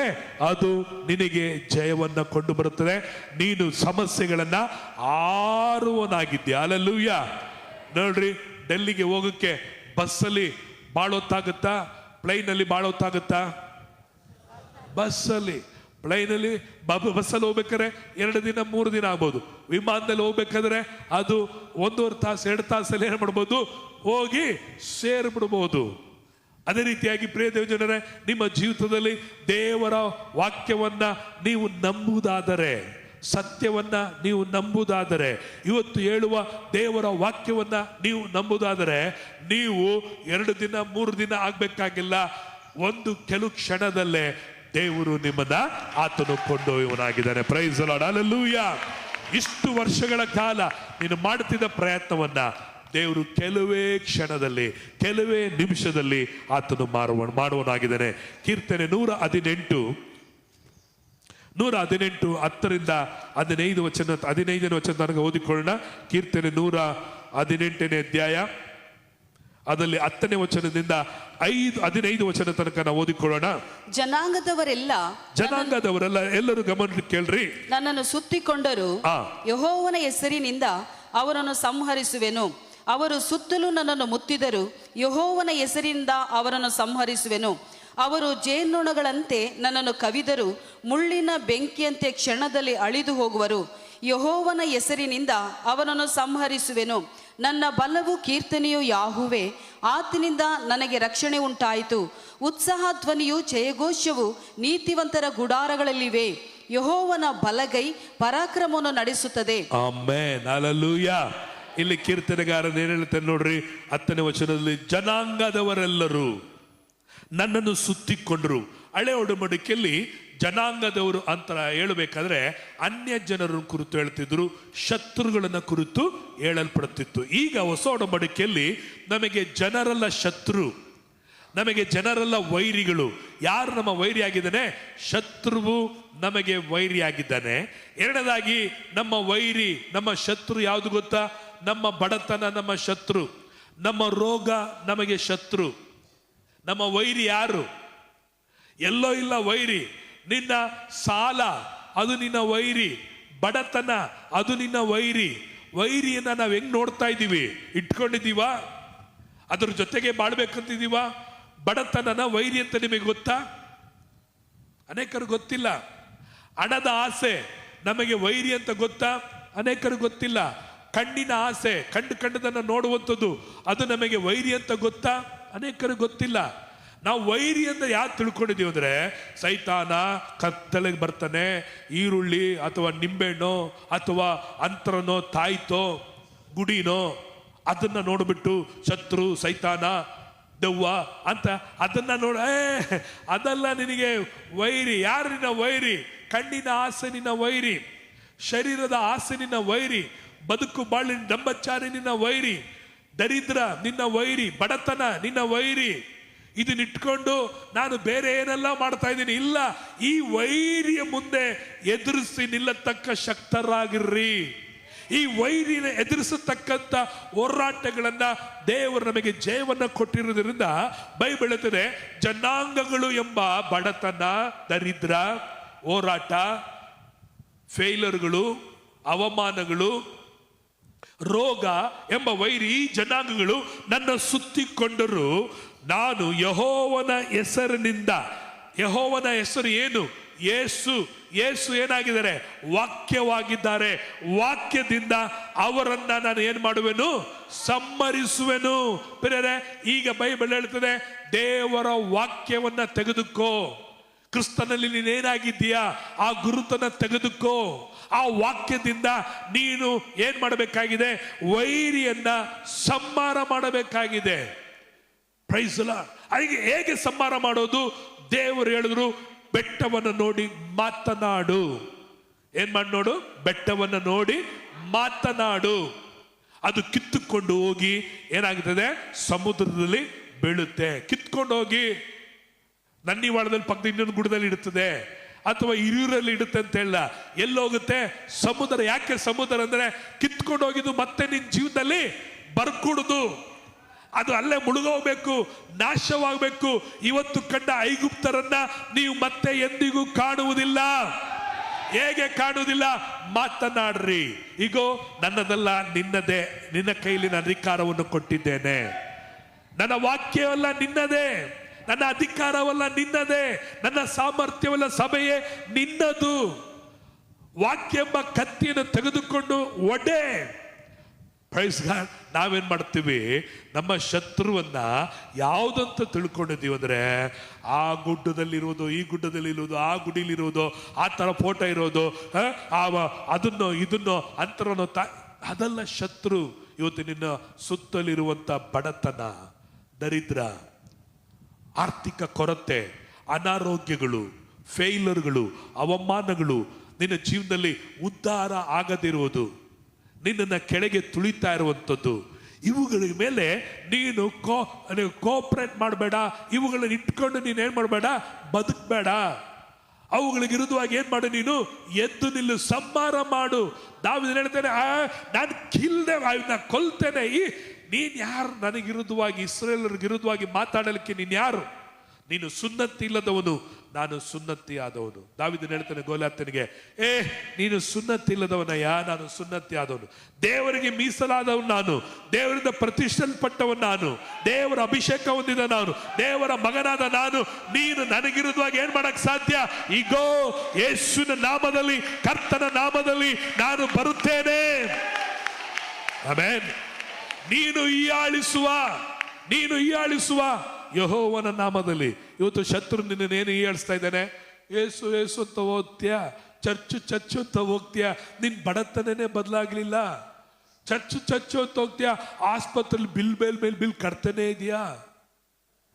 ಯಾರು ಹೇಳೋದು? ಶತ್ರು ಯಾರು? ಸೈತಾನನು. ಕೆಲವು ಸಮಯದಲ್ಲಿ ನಿಮ್ಮ ಕುಟುಂಬದವರು ಹೇಳ್ತಾರೆ, ಅಕ್ಕಪಕ್ಕದವ್ರು ಹೇಳ್ತಾರೆ, ಬಂಧು ಬಳಗ, ಏಸು ಅಂತ ಹೋದೆ, ನಿನ್ ಕಾಯಿಲೆ. ಅರೆ, ಶತ್ರು ಆ ಥರ ಮಾತಾಡುವಾಗ ನೀನೇನ್ ಮಾಡ್ತೀಯ? ಹೌದು ಹೌದು ಹೌದು ಹೌದು, ಸ್ತೋತ್ರ ಸ್ತೋತ್ರ, ದೇವ್ರಿಗೆಲ್ಲ ಗೊತ್ತು, ದೇವ್ರಿಗೋಸ್ಕರ ಎಲ್ಲ ಸಹಿಸ್ಕೊಳ್ತೀನಿ. ದೇವ್ರ ಹೇಳ್ತೇನೆ, ಅಪ್ಪ ದಾವೀದ, ಇಲ್ಲ ಇಲ್ಲ ಇಲ್ಲ, ನಾನೇನ್ ಮಾಡ್ತೇನೆ? ಸಂಹಾರ ಮಾಡ. ನನ್ನ ಸುತ್ತಲೂ ಕಾಯಿಲೆ, ಬಡತನ, ದರಿದ್ರ, ಅವಮಾನ, ಫೇಲರ್ಗಳು, ಸುತ್ತಲೂ ವೈರಿ ನನ್ನ ಸುತ್ತಿರುವಾಗ ನಾನೇನ್ ಮಾಡ್ತೇನೆ? ಯೆಹೋವನ ನಾಮದಲ್ಲಿ, ಆಮೆನ್. ಯೆಹೋವನ ನಾಮ ಯಾವುದು? ಯೇಸು. ಯೇಸು ಏನಾಗಿದ್ದಾನೆ? ಎಲ್ಲರೂ ಏನಾಗಿದ್ದಾನೆ? ವಾಕ್ಯ ಎಂಬ ಕತ್ತಿಯನ್ನು ತೆಗೆದುಕೊಂಡು ಏನ್ ಮಾಡುವೆನು? ಸಂಹರಿಸುವೆನು. Praise the Lord. 11ನೇ ವಚನ, ಅವರು ನನ್ನ ಸುತ್ತಲೂ ನನ್ನನ್ನು ಮುತ್ತಿದರು, ಯೆಹೋವನ ಹೆಸರಿನಿಂದ ಏನ್ ಮಾಡುವೆನು? ಅವರನ್ನು ಸಂಹರಿಸುವೆನು. Praise God. ಹಲ್ಲೆಲೂಯಾ. ಇವತ್ತಿನಿಂದ ನಿಮ್ಮ ಶತ್ರುಗಳನ್ನು ಬಿಡಬೇಡ್ರಿ, ಹುಡುಕೊಂಡು ಹೋಗಿ ಏನ್ ಮಾಡ್ರಿ? ಶತ್ರುವನ್ನ ಒಡೀರಿ. ಹಲ್ಲೆಲೂಯಾ. ಈಗ ಯುದ್ಧಗಳು ನಡೀತಾ ಇದೆ. ಎಲ್ಲೋ ಕೂತ್ಕೊಂಡು ಶ್ರೀಲಂಕಾದಲ್ಲಿ ಇದ್ದಂತ ಹಡಗನ್ನ ಅಮೆರಿಕದವ್ರು ಹೊಡೆದ್ರಂತೆ. ಹೆಂಗ್ ಹೊಡೆದ್ರು? ಅವ್ರು ಹುಡುಕೊಂಡು ಹೋಗಿ ಹೊಡಿತಾರೆ. ಹಲ್ಲೆಲೂಯಾ. ಶತ್ರು ಎಲ್ಲಿದನೋ ಒಂದ್ ಕಡೆ ಕುತ್ಕೊಂಡು ಹುಡುಕ್ತಾರೆ, ಸ್ಕ್ಯಾನರ್ ಮಾಡ್ತಾ ಎಲ್ಲಿದೆ ಅಲ್ಲಿ ಹೋಗಿ ಹೊಡೆಯುವಂತವರಾಗಿದ್ದಾರೆ. ಇವತ್ತು ನನ್ನನ್ನು ಕೇಳುವ ಪ್ರಿಯ ದೇವರೇ, ನಿನ್ನ ಶತ್ರು ಎಲ್ಲಿದ್ದಾನೆಂಬುದನ್ನ ನೀನು ಹುಡುಕ್ಬೇಕಾಗಿದೆ. ಯಾರು ಹುಡುಕ್ಬೇಕು? ನಿನ್ನ ಶತ್ರು ಸೊಂಟದಲ್ಲಿರ್ಬೋದು, ತಲೆಯಲ್ಲಿರ್ಬೋದು. ನಿನ್ನ ಶತ್ರು ಒಂದು ವೇಳೆ ನಿನಗೆ ಬಡತನಾಗಿ ಹುಡುಕು, ಎಲ್ಲಿದ್ದಾನೆಂಬುದಾಗಿ. Price the lord. ನಿನ್ನ ಶತ್ರು ಮನುಷ್ಯರಲ್ಲ, ನಿನ್ನ ಶತ್ರು ವ್ಯಕ್ತಿಗಳಲ್ಲ, ನಿನ್ನ ಶತ್ರು ನಿನ್ನ ಅನಾರೋಗ್ಯ, ನಿನ್ನ ದರಿದ್ರ, ನಿನ್ನ ಕಾಯಿಲೆ. ಚೆನ್ನಾಗಿ ಕೇಳ್ಕೊಳ್ರಿ. ಇವುಗಳನ್ನ ಏನ್ ಮಾಡಬೇಕು ನಾವು? ನಿನ್ನ ಸುತ್ತಲೂ ನಾಯಿ ತರ ಇದು ಮುತ್ತಾಕೊಂಡಿರ್ತದೆ. ನಿನ್ನ ಸುತ್ತಲೂ ಬಲೆ ಹಾಗೆ ಅಥವಾ ನಿನ್ನ ಉರ್ಲಾಗೆ ನಿನ್ನ ಕಾಲು, ನಿನ್ನ ಮೈ, ಇಡೀ ದೇಹವನ್ನು ಸುತ್ತಾಕೊಂಡಿರು ನಾಯಿಯಾಗೆ ನಿನ್ನ ಸುತ್ತಾಕೊಂಡಿರ್ಬೋದು. ಆದರೆ ಯೆಹೋವನ ನಾಮ ನಮಗಿದೆ. ಆ ನಾಮ ಯಾವುದು? ಯೇಸು ಎಂಬ ನಾಮ ನಮಗೆ ಧರಿಸಲ್ಪಟ್ಟಿದೆ. ನೀವು ನನ್ನ ನಾಮದಲ್ಲಿ ದೆವ್ವವಲ್ಲ, ದೆವ್ವಗಳನ್ನು ಓಡಿಸುವಿರಿ. ನನ್ನ ನಾಮದಲ್ಲಿ, ನನ್ನ ಹೆಸರಿನಲ್ಲಿ ರೋಗಗಳನ್ನು ವಾಸಿ ಮಾಡುವಿರಿ. ನನ್ನ ನಾಮದಲ್ಲಿ ವಿಷ ಪದಾರ್ಥಗಳನ್ನು ಕುಡಿದರು ನಿಮಗೇನು ತಟ್ಟದು. ಹಲೋ, ಇದೀರಾ? ನೀವು ನನ್ನ ಹೆಸರಿನಲ್ಲಿ ಸಿಂಹಗಳ ಮೇಲೆ ನಡೆಯುವಿರಿ, ನೀವು ನನ್ನ ಹೆಸರಿನಲ್ಲಿ ಚೇಳುಗಳನ್ನು ತುಳಿದು ಬಿಡುವಿರಿ. ಇದೆಯಾ ವಾಕ್ಯ? ಯಾರಿಗೆ ಅದು ವಾಕ್ಯ? ನನಗಿದೆ. ಅದಕ್ಕೆ ಯೂಸ್ ಮೈ ನೇಮ್, ನನ್ನ ನಾಮವನ್ನು ಯೂಸ್ ಮಾಡ್ರಿ. ನನ್ನ ನಾಮವನ್ನು ಧರಿಸಿಕೊಂಡ ನನ್ನ ಜನರು. ನಾವು ಯಾರ ಜನರಾಗಿದ್ದೇವೆ? ಯೇಸು ಎಂಬ ನಾಮವನ್ನು ಧರಿಸಿಕೊಂಡವರು, ಆತನ ಮಕ್ಕಳು ಎಂಬ ನಾಮವನ್ನು ಧರಿಸಿಕೊಂಡಂತ ನಾವುಗಳು ಏನ್ ಮಾಡಬೇಕಾಗಿದೆ? ಅವುಗಳನ್ನು ಸಂಹರಿಸಬೇಕಾಗಿರೋದು. ದೇವರು ಬಂದು ಸಂಹರಿಸಕ್ಕಾಗಲ್ಲ, ಪಾಸ್ಟರ್ ಪ್ರಾರ್ಥನೆ ಮಾಡಿದ್ರೆ ಆಗಲ್ಲ. ಇವತ್ತು ಅನೇಕ ವೇಳೆಗಳಲ್ಲಿ ನಮ್ಮ ಶತ್ರುಗಳಿಗೋಸ್ಕರ ನಾವು ಅವ್ರ ಹತ್ರ ಇವ್ರ ಹತ್ರ ಪ್ರಾರ್ಥನೆ ಮಾಡಿಸ್ಕೊಳ್ಳೋದು, ಫೋನ್ ಮಾಡಿ ನಮಗಾಗಿ ಪ್ರಾರ್ಥನೆ ಮಾಡ್ರಿ. ಇಲ್ಲ, ನೀನು ಸಂಹರಿಸಬೇಕಾಗಿದೆ, ನೀನು ಹುಡುಕ್ಬೇಕಾಗಿದೆ ನಿನ್ನ ಶತ್ರುವನ್ನ. ಹಲ್ಲೆಲೂಯಾ. ಇವತ್ತು ಅನೇಕರು ಇಸ್ರಾಯೇಲರು ಆ ದಾವೀದನು ಬಂದಾಗ ಅವರ ಅಣ್ಣಂದರು ಇಸ್ರಾಯೇಲರು ಸೈನ್ಯಕ್ಕೆ ಯುದ್ಧಕ್ಕೆ ಸಿದ್ಧವಾದಂಥವರು ಸಿಪಾಯಿಗಳು ಎದುರುತ್ತಿದ್ರು ಗೋಲಿಯಾತನು ಬಂದುವಾಗ. ಇವತ್ತು ನಿನ್ನ ಜೀವಿತದಲ್ಲಿ ನಿನಗೆ ಅಪಜಯ ಕೊಂಡು ಬರ್ತಾ ಇರೋದು ನಿನ್ನ ಭಯ. ನಿನ್ನ ಭಯ ನಿನ್ನನ್ನು ಕೊಲ್ತಾ ಇದೆ. ನಿನ್ನ ಭಯ ನಿನಗೆ ಏನ್ ಮಾಡ್ತಾ ಇದೆ? ನಿನ್ನನ್ನು ಹಿಂದಕ್ಕೆ ತಳ್ತಾ ಇದೆ. ನಾನು ಮಾಡ್ಬೋದಾ? ನನ್ನ ಕೈಲಿ ಆಗುತ್ತಾ? ನನ್ನ ಪ್ರಾರ್ಥನೆ ದೇವ್ರು ಕೇಳ್ತಾನ? ನಾನು ಯೋಗ್ಯನಲ್ಲ ಎಂಬ ರೀತಿಯಲ್ಲಿ ನಿನ್ನನ್ನು ಭಯದಲ್ಲಿ ಆತನು ತುಂಬಿಸಿದ್ದಾನೆ. 12ನೇ ವಚನ 13ನೇ ವಚನ ಓದ್ಕೊಳ್ತೇವೆ. ಓದ್ಕೊಳ್ಳೋಣ. ಜೇನುನೊಣಗಳಂತೆ ನನ್ನನ್ನು ಕವಿದರು, ಮುಳ್ಳಿನ ಬೆಂಕಿಯಂತೆ ಕ್ಷಣದಲ್ಲಿ ಅಳಿದು ಹೋಗುವರು. ಯೆಹೋವನ ಹೆಸರಿನಿಂದ ಅವರನ್ನು ಸಂಹರಿಸುವೆನು. ವೈರಿಯೇ ನನ್ನನ್ನು ಬೀಳನೂಕಿದ್ದಿ, ಆದರೆ ಯೆಹೋವನು ನನಗೆ ಸಹಾಯ ಮಾಡಿದನು. ಆಮೆನ್. ಕರಗಳು ತಟ್ಟುತ್ತಾ ಎಲ್ಲರೂ ಸ್ತೋತ್ರ ಮಾಡೋಣ. Price God. ಹಲ್ಲೆಲೂಯಾ. ನಾನು ಹೇಳ್ತೀನಿ, ನಾನು ಹೇಳಕ್ಕಿಂತ ನೀವು ಮೊದಲೇ ಕೈ ಚಪ್ಪಾಳೆ ತಟ್ಟಿದ್ರೆ ಇಲ್ಲಿಂದ ಹೋಗುವಾಗಲೇ ನೀವು ಜಯಶಾಲಿಗಳಾಗಿ ಹೋಗ್ತಿದ್ರಿ. Praise God. ಹಲ್ಲೆಲೂಯಾ. ಆಮೆನ್. ಇಲ್ಲಿ ನಾವು ನೋಡ್ತೇವೆ, ಅವರು ನಿನಗೆ ಯಾರು? ಅವರು ಅಂದ್ರೆ ಯಾರು? ನಿನಗಿರುವ ಸಮಸ್ಯೆಗಳು, ನಿನಗಿರುವಂತ ಹೋರಾಟಗಳು ಒಂದಲ್ಲ ಎರಡಲ್ಲ. ಅವರು ನೋಡ್ರಿ, ಶತ್ರು ಬರುವಾಗ ಒಂಟಿಯಾಗಿ ಬರಲ್ಲ. ಅವನಿಗೆ ಭಯ ನಿನ್ ಜೊತೆ ಬರ್ಬೇಕಾದ್ರೆ, ಅವನಿಗೆ ಹೆದರಿಕೆ. ನಿನ್ ಜೊತೆ ಬರುವಾಗ ನೀನ್ ಬಾ, ನೀನ್ ಬಾ, ನೀನ್ ಬಾ, ನೀನು ಬಾ, ನೀನು ಬಾ, ಎಲ್ಲ ಬಾ. ಏನ್ ಮಾಡ್ತಾನೆ? ಅವನು ಜೊತೆ ಬರ್ತಾನೆ, ಜೊತೆಯಾಗಿ ಕೂಡಿ ಬರ್ತಾನೆ, ಒಂಟಿಯಾಗಿ ಬರಲ್ಲ. ಯಾವತ್ತು ಶೈತಾನನ್ನು ಯಾವಾಗಲೂ ನೋಡ್ರಿ, ಅವನು ಒಂಟಿಯಾಗಿ ಬರೋದೇ ಇಲ್ಲ, ಯಾವಾಗ ಗುಂಪೇ ಬರೋದು. ಬೈಬಲ್ ಹೇಳ್ತದೆ ಉದಾಹರಣೆ, ಒಬ್ಬ ವ್ಯಕ್ತಿಗೆ ದೆವ್ವ ಹಿಡಿದಿತ್ತು. ಎಷ್ಟು ದೆವ್ವ ಹಿಡಿದಿತ್ತು ಅವನಿಗೆ? ಲೇಗಿಯೋನ್, ಅಂದ್ರೆ ದೊಡ್ಡ ಗುಂಪು. ಆಮೇಲೆ ಇನ್ನೊಂದು ಸ್ವಾಮಿ ಹೇಳಿದ್ರು, ಒಬ್ಬನಿಂದ ಸೈತಾನ ಹೊರಟು ಹೋಯ್ತಂತೆ. ಹೊರಟು ಹೋದ ಮೇಲೆ ಅದಕ್ಕೆ ವಿಶ್ರಾಂತಿ ಇಲ್ಲದೆ ಇರೋದಕ್ಕಾಗಿ, ಜಾಗ ಇಲ್ಲದಕ್ಕಾಗಿ ಅದೇನ್ ಮಾಡ್ತಂತೆ, ಬಿಟ್ಟು ಬಂದ ಜಾಗವನ್ನ ಮತ್ತೆ ಬಂದು ನೋಡಿದಾಗ ಖಾಲಿ ಇತ್ತು. ಅದು ಒಳಗಡೆ ಬರಲಿಲ್ಲ. ಏನ್ ಮಾಡ್ತು? ವಾಪಸ್ ಹೋಗಿ ಏನ್ ಮಾಡ್ತು? ಇನ್ನು 7 ಕರ್ಕೊಂಬಂತಂತೆ. ಎಷ್ಟು? 7 ಕರ್ಕೊಂಬಂತು. ನಾನು ಹೇಳ್ತೇನೆ, ಒಬ್ಬ ದೊಡ್ಡ ಸೇವಕ ಹೇಳ್ತಾ ಇದ್ರು, ಸೈತಾನನು ಎಷ್ಟಿದೆ ಅಂದ್ರೆ 100 ದೇಶದಲ್ಲಿ ಎಷ್ಟು ಕೋಟಿ ಜನರು, ಈ ಭಾರತ ಇಟ್ಕೊಳ್ರಿ, ಒಂದ್ ವೇಳೆ ಚಳಿಕೆರೆ 4 ಲಕ್ಷ ಜನ ಇದ್ದಾರೆ ಇಟ್ಕೊಳ್ಳಿ. 4 ಲಕ್ಷ ಜನರಿದ್ರೆ ಸೈತಾನನು 40 ಲಕ್ಷ ಇದ್ದಾನೆ ಇರ್ತಾರಂತೆ. ಎಷ್ಟು? ನಾವಿರೋದೆಷ್ಟು? ಅದ್ರ ಸೈತಾನ ಇರೋದೆಷ್ಟು? ಒಬ್ಬನಿಗೆ ಎಷ್ಟು? 7 + 1 ಎಷ್ಟಾಯ್ತು? 8. ಹಂಗಾದ್ರೆ ಜನರಿಗಿಂತ ಜಾಸ್ತಿ ಇರೋದು ಯಾವುದು? ಸೈತಾನನು ಜಾಸ್ತಿ ಇದ್ದಾನೆ. ಅದಕ್ಕೆ ಒಬ್ಬ ಯಾರು ಸಿಕ್ಬಿಟ್ರೆ ಒಂದಾಗಿ ಸೇರ್ಕೊಳ್ಳಲ್ಲ. ಅದು ಏನಾಗ್ಬಿಡುತ್ತೆ? ಗುಂಪಾಗಿ ಸೇರ್ಕೊಬಿಡುತ್ತೆ. Praise God. ಅದೇ ತರ ಪ್ರಿಯರೇ, ಸೈತಾನನು ಶತ್ರು ನಿನ್ನ ನೀನು ತಿಳ್ಕೊಂಡಿರ್ಬೋದು. ಒಂದೇ ಒಂದು ಪ್ರಾಬ್ಲಮ್ ಪಾಸ್ಟರ್, ಒಂದೇ ಒಂದು ಸಮಸ್ಯೆ ಪಾಸ್ಟರ್, ಒಂದೇ ಒಂದು ಪಾಸ್ಟರ್, ಒಂದೇ ಇಲ್ಲ. ಅದರಿಂದ ನಿನಗೆ ಗುಂಪೇ ಇದೆ. ಹಲ್ಲೆಲೂಯ. ನೀನ್ ತಿಳ್ಕೊಂಡಿದ್ದೆ ಒಂದು ಅಂತೇಳಿ, ಅದ್ರ ಒಳಗಡೆ ಒಂದು ದೊಡ್ಡ ಗುಂಪೇ ಇದೆ. ಅದಕ್ಕೆ ಬೈಬಲ್ ಹೇಳ್ತದೆ, ಅವನು ಅಂತೇಳಿಲ್ಲ, ಅವರು. ಗೋಲ್ಯಾತನು ಒಬ್ಬನೇ ಅಲ್ಲ, ಅವನ ಹಿಂದೆ ಎಷ್ಟು ಜನ ಇದ್ರು? ಬಹಳ ಜನ. ಗೋಲ್ಯಾತ್ ಹೇಳ, ನನ್ನನ್ನು ಹೊಡೆದ್ರೆ ನೀವು ನನ್ನ ದೇಶವನ್ನ ಗೆದ್ಕೊಂಡಂಗೆ. ನೋಡಿದ್ರ? Praise God. ಹಾಗಾದ್ರೆ ಸೈತಾನನು ನಿನಗಿರುದುವಾಗಿ ಒಬ್ಬನಾಗಿ ಬಂದ್ರೆ ಅವನಿಗೆ ಭಯ. ಯಾಕೆಂದ್ರೆ ಅವನನ್ನು ನೀನೇನ್ ಮಾಡ್ಬಿಡ್ತೀಯ? ಕಂಡು ಓಡ್ಬಿಡ್ತೀಯ. ನಿನ್ನಲ್ಲಿ ಇರುವಂತನು ಆ ಭಯ. ನೀನ್ ಚರ್ಚಿಗೆ ಬರುವಾಗ ಅವನಿಗೆ ಭಯ. ಅದಕ್ಕೆ ಅವನು ಏನ್ ಮಾಡ್ತಾನೆ? ಗುಂಪಾಗಿ ಬರ್ತಾನೆ, ಗುಂಪು ಕಟ್ಕೊಂಡು ಬರ್ತಾನೆ. ಪ್ರೈಸ್ ಅಲ್ಲ, ಗುಂಪುಗಾರಿಕೆಯನ್ನ ಮಾಡುವನಾಗಿದ್ದಾನೆ. ಇಲ್ಲಿ ಆತನ ಹೇಳ್ತಾನೆ, ಅವರು ಜೇನು ನೊಣಗಳಂತೆ. ಹೆಂಗಂತರಿ? ಜೇನುನೊಣ ಒಂದು ಬರಕ್ ಚಾನ್ಸೇ ಇಲ್ಲ. ಅದೇನಾಗುತ್ತೆ? ಗುಂಪಾಗಿ ಬರುತ್ತೆ. ಶೈತಾನನು, ಶತ್ರುವು ನಿನ್ನನ್ನು ಗುಂಪಾಗಿ ನಿನ್ನನ್ನು ಕವಿದರು. ನೀನೇನಾಗಿರ್ತೀಯ ಅಂದ್ರೆ ಮುಳ್ಳಿನ ಬೆಂಕಿಯಂತೆ ಕ್ಷಣದಲ್ಲಿ ಏನಾಗುವುದು? ಅಳಿದು. ನಿನ್ನಲ್ಲಿರುವಂತ ಬೆಂಕಿ ಯಾವುದು? ಪವಿತ್ರಾತ್ಮನ ಬೆಂಕಿ ನಿನ್ನಲ್ಲಿ ಇರೋದ್ರಿಂದ ಶತ್ರುವನ್ನ ನೀನೇನ್ ಮಾಡ್ತೀಯ? ಸುಟ್ಟು ಕರಗಲಾಗಿ ಮಾಡೋಣ. ಅದಕ್ಕೆ ಯಾವಾಗಲೂ ಆತ್ಮಭರಿತರಾಗಿರಿ. Be filled in the spirit. ಪವಿತ್ರಾತ್ಮ ಭರಿತರಾಗಿರ್ರಿ. ಅನ್ಯ ಭಾಷೆಗಳನ್ನು ಮಾತಾಡ್ತಾನೇ ರೀ. Speaking in the tongues. ಅನ್ಯ ಭಾಷೆಗಳು ಹೆಚ್ಚು ಶತ್ರುವ, ಹೆಚ್ಚು ಹೋರಾಟಗಳ, ಹೆಚ್ಚು ಅನ್ಯ ಭಾಷೆ. ಯಾಕೆ? ಶತ್ರುಗೆ ಒಬ್ಬನಿಗೆ ಬರ್ಲಿಕ್ಕೆ ಧೈರ್ಯ ಇಲ್ಲ. ಅವನು ಬರುವಾಗೆಲ್ಲ ಹೆಂಗ್ ಬರ್ತಾನೆ? ಗುಂಪಾಗಿನೇ ಬರ್ತಾನೆ. ಅದಕ್ಕೆ ನೀನೇನ್ ಮಾಡ್ಬೇಕು? ಅವನೆಲ್ಲರಿಗಿಂತಲೂ ನೀನು ಹೆಚ್ಚು ಶುರು ಮಾಡ್ಕೊಳ್ಬೇಕು ಅನ್ಯ ಭಾಷೆಯನ್ನ. ನೀನು ಹೆಚ್ಚಾಗಿ ದೇವರ ವಾಕ್ಯವನ್ನು ಹೇಳಬೇಕು, ಕೇಳಲಿಕ್ಕೆ ಸಿದ್ಧ. ನಿನ್ನ ಯುದ್ಧ ಬಂದು ಕೈಯಲ್ಲ, ನಿನ್ನ ಯುದ್ಧ ಎಲ್ಲಿದೆ? ನಿನ್ನ ಮನಸ್ಸಲ್ಲಿ, ನಿನ್ನ ಯೋಚನೆಯಲ್ಲಿದೆ. ಹಲ್ಲೆಲೂಯಾ. ನಿನ್ನ ಹೃದಯದಲ್ಲಿದೆ. ಏನ್ ಮಾಡ್ಬೇಕು? ನಿನ್ನ ಹೃದಯದಲ್ಲಿ ಅನ್ಯ ಭಾಷೆಗಳನ್ನ ಮಾತನಾಡ್ತಾ ಇರ್ಬೇಕು. ಕರ್ತನ ನಾಮವನ್ನ ಉಪಯೋಗಿಸ್ತಾರೆ. ಯೇಸು ಎಂಬ ನಾಮವನ್ನು ದೇವ್ರು ನೋಡ್ಕೊಳ್ತಾನೆ. ದೇವ್ರು ಗೊತ್ತು. ದೇವರು ಅಲ್ಲ, ನಮ್ಮ ದೇವರು ಏನು? ಆತನಿಗೆ ಒಂದು ನಾಮ ಇದೆ. ಆ ನಾಮ ಯಾವುದು? ಯಾರ್ರೀ? ಯೇಸು. ಹಲ್ಲೆಲೂಯಾ. ಏನು? ಆ ದೇವರು ಅಂತ ಹೇಳ್ಬೇಡ್ರಿ, ಯೇಸು ಅಂತ ಹೇಳ್ರಿ. ದೇವರೆಂಬ ನಾಮದಲ್ಲಿ ಶಕ್ತಿ ಇಲ್ಲ. ದೇವರೆಂಬ ನಾಮದಲ್ಲಿ ದೆವ್ವ ಬಿಟ್ಟು ಹೋಗಲ್ಲ. ದೇವರ ನಾಮದಲ್ಲಿ ಹೋಗು ಅಂತ ಹೇಳಿದ್ರೆ ಯಾವ ದೇವರು ಅಂತ ಕೇಳುತ್ತೆ ಅದು. ಯಾಕೆ? ಈ ಲೋಕದಲ್ಲಿ ಎಷ್ಟೋ ದೇವರುಗಳು ಇದ್ದಾರೆ. ಪ್ರೈಸ್ ಅಲ್ಲ. ಆ ದೇವರಿಗೊಂದು ನಾಮ ಇದೆ, ಒಂದೇ ಒಂದು ನಾಮ.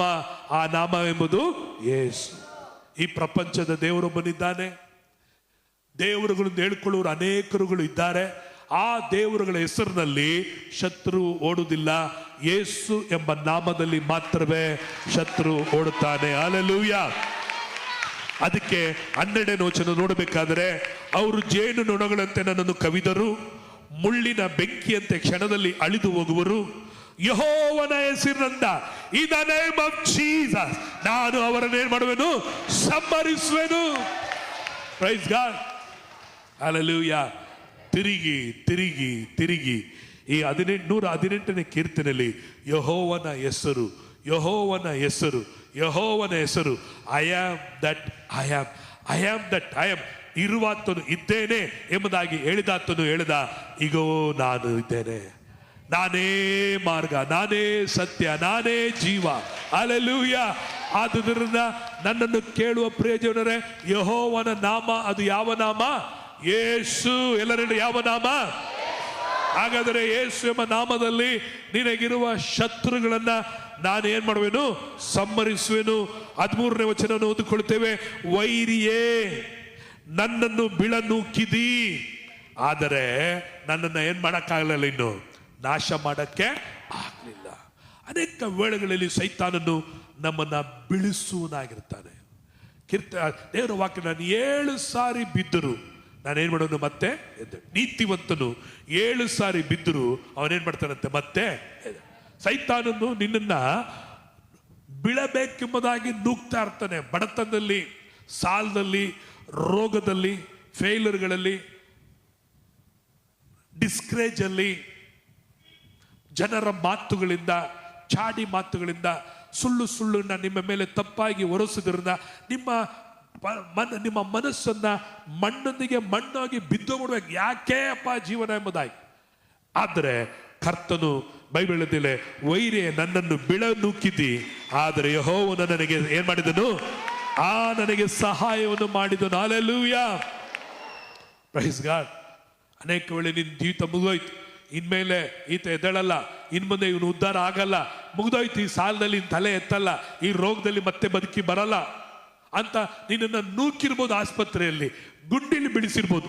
ಆದರೆ ದೇವರ ಕೈ, ಪೇತ್ರನನ್ನು ಕೈ ಕೊಟ್ಟು ಮೇಲೆ ಕೆತ್ತಿಸಿದ ದೇವರು, ಆತನ ಕರಗಳು ಕುಂದಿ ಹೋಗಲಿಲ್ಲ. ಹಲ್ಲೆಲೂಯಾ. ಆತನ ಹಸ್ತವು ಆತನು ಕುಂದಿ ಹೋಗಲಿಲ್ಲ. ಪ್ರೇರೆ 14ನೇ ವಚನ, ನನ್ನ ಬಲವು ನನ್ನ ಕೀರ್ತನೆಯು ಯೆಹೋವೇ, ಆತನಿಂದ ನನಗೆ ರಕ್ಷಣೆ ಉಂಟಾಗುತ್ತಾ ಉಂಟಾಯಿತನಾ? ಉಂಟಾಯಿತಾ? ನಿಮಗೆ ಉಂಟಾಗ್ಬೇಕಾ? ಉಂಟಾಗಿದೆಯಾ? ಸರಿಯಾಗಿ ಕೇಳಿಲ್ಲ. ಉಂಟಾಗ್ಬೇಕಾ? ಉಂಟಾಗಿದೆಯಾ? ಹಲ್ಲೆಲೂಯಾ. ನೀನು ಯಾವತ್ತು ಯೇಸುನ ಸ್ವೀಕರಿಸ್ಕೊಂಡ್ಯೋ, ನಿನ್ನ ಶತ್ರುಗಳಿಗೆ ವಿರುದ್ಧವಾಗಿ ನಿನಗೆ ದೇವರು ಏನ್ ಕೊಟ್ಟಿದ್ದಾನೆ? ರಕ್ಷಣೆಯನ್ನ ಕೊಟ್ಟಿದ್ದಾನೆ. ಆಮೇಲೆ ನೀನು ಭಯಪಡಬೇಕಾದ ಅವಶ್ಯಕತೆ ಇಲ್ಲ. ಕರಗಳನ್ನು ತಟ್ಟಿ, ಓ ಸಭೆಯೇ, ಕರ್ತನನ್ನ ನಾಮವನ್ನು ಕೊಂಡಾಡು. ನಿನ್ನ ಬಲವು, ನಿನ್ನ ಕೀರ್ತನೆಯು ಯೆಹೋವನೇ. ಆಮೇಲೆ ನೀವು ಆರುವರಾಗಿದ್ದೀರಿ. ಹಲ್ಲೆಲೂಯಾ. ಇದು ಬದುಕು ನಡ್ಕೊಂಡು ಬಂದಿರ್ಬೋದು, ಹೋರಾಡ್ಕೊಂಡು ಬಂದಿರ್ಬೋದು. ಈಗ ನೀವೇನಾಗಿದ್ದೀರಿ? ಓವರ್ಕಮ್ಮರ್, ಮೇಲೆ ದಾಟುವವರು, ಆರುವವರು. ದಾವೀದನು ಹೇಳಿದಾಗೆ, ನನ್ನ ದೇವರ ಸಹಾಯದಿಂದ ನಾನು ಪೌಳಿಗಳನ್ನ ಹೊಡಿತೇನೆ ಅಂತ ಹೇಳಿಲ್ಲ, ಪೌಳಿಗಳನ್ನ ಏನ್ ಮಾಡುವೆನು? ನೀನ್ ಮೇಲೆ ಆರುವಾಗ ಎಲ್ಲ ಪೌಳಿಗಳು, ಗೋಡೆಗಳೆಲ್ಲಿರ್ತದೆ? ಕೆಳಗೆ ಇರ್ತದೆ. ಆಮೇಲೆ ಎಲ್ಲವೂ ನಿನ್ನ ಕೆಳಗೆ, ನಿನ್ನ submission. You are the head. ನೀನ್ ತಲೆಯಾಗಿರ್ತೀಯ, ನೀನ್ ಬಾಲವಾಗಿ ಅಲ್ಲ. ಹಲ್ಲೆಲೂಯಾ. ನಿನ್ ಮೇಲಿರ್ತೀಯ. ಎಲ್ಲವನ್ನು ದೇವರು ನಿನ್ನ ಕೆಳಗೆ ಇಟ್ಟಿದ್ದಾನೆ. You are overcomer. ನಿನ್ನನ್ನು ದೇವರು ಎಲ್ಲ ಶತ್ರುಗಳ ಮೇಲೆ ಅಧಿಕಾರಿಯಾಗಿ ದೇವರು ನಿಂತಿದ್ದಾನೆ. 15ನೇ ವಚನ ಎಲ್ಲರೂ ನೋಡ್ಕೊಳ್ಳೋಣ. 15 ಉತ್ಸಾಹ ಧ್ವನಿಯು, ಜಯಘೋಷವು ನೀತಿವಂತರ ಗುಡಾರಗಳಲ್ಲಿವೆ. ಯೆಹೋವನ ಬಲಗೈ ಪರಾಕ್ರಮವನ್ನು ನಡೆಸುತ್ತದೆ. ಓ ಗ್ಲೋರಿ, ಹಲ್ಲೆಲೂಯಾ. ದೇವರ ನಾಮಕ್ಕೆ ಮಹಿಮುಂಟಾಗಲಿ. ನೀತಿವಂತರಾದ ನೀವು, ನಿಮ್ಮ ಮನೆಯಲ್ಲಿ ಏನಿರುತ್ತದೆ? ಜಯಘೋಷ. ಎಲ್ಲರೂ ಏನಿರುತ್ತದೆ? ನಿಮ್ಮ ಮನೆಯಲ್ಲಿ ಯಾವ ಘೋಷ ಇದೆ? ಜಯಘೋಷನ, ಜಗಳನ, ಕೊರತೆನ? ನಿಮ್ಮ ಮನೆಯಲ್ಲಿ ಕಂಪ್ಲೇಂಟಾ?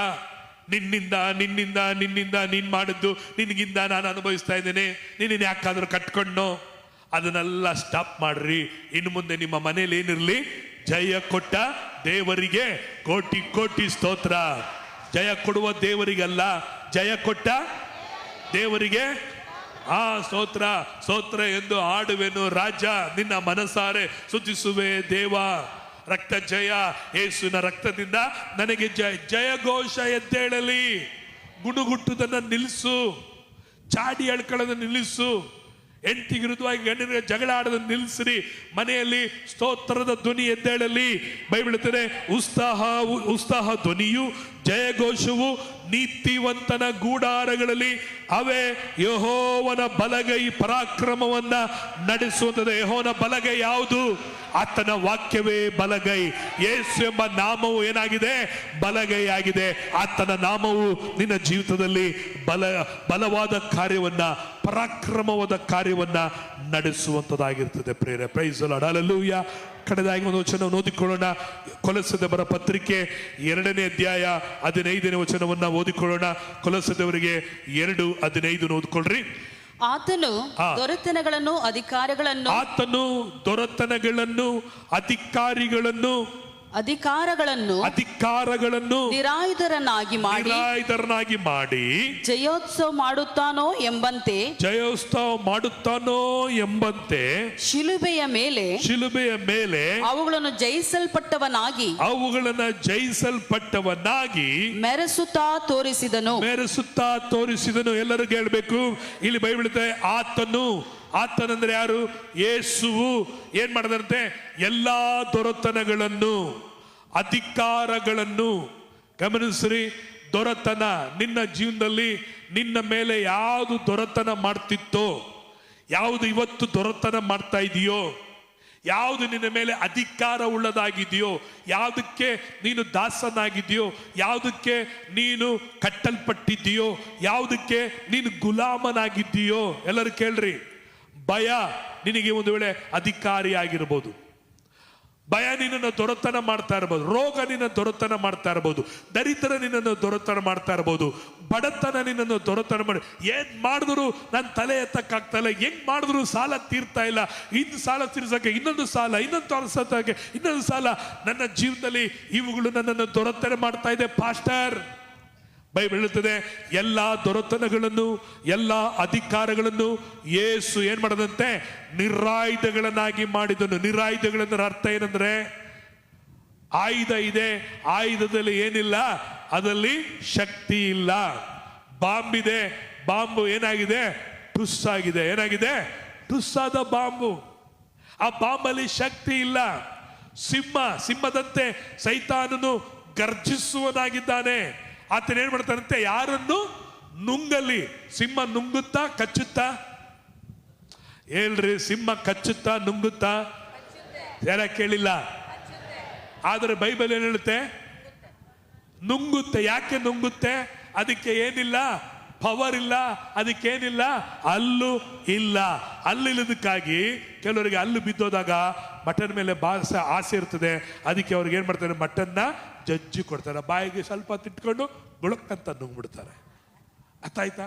ಅದೇ ತರ ಸೈತಾನನಿಗೆ ಇವತ್ತೇನಿಲ್ಲ, ಹಲ್ಲಿಲ್ಲ. ಆತ ನಿನಗೆ ಕಚ್ಚಕ್ಕೆ ಅಧಿಕಾರ ಇಲ್ಲ, ಕಚ್ಚಕ್ಕೆ ನಿನಗೇನಿಲ್ಲ, ಶಕ್ತಿ ಇಲ್ಲ.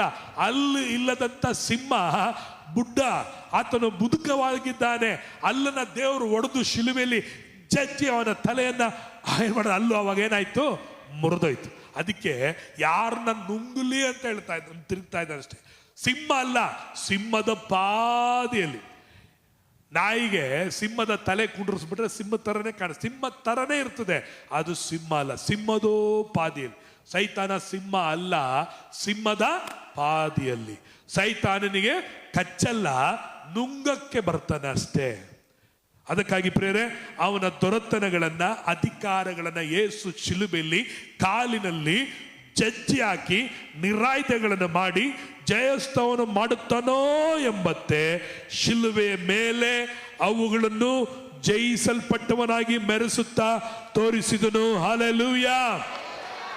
ಅದಕ್ಕಾಗಿ ಲೋಕದಲ್ಲಿ ಇರುವವನಿಗಿಂತಲೂ ನಿನ್ನಲ್ಲಿ ಇರುವವನೇನಾಗಿದ್ದಾನೆ?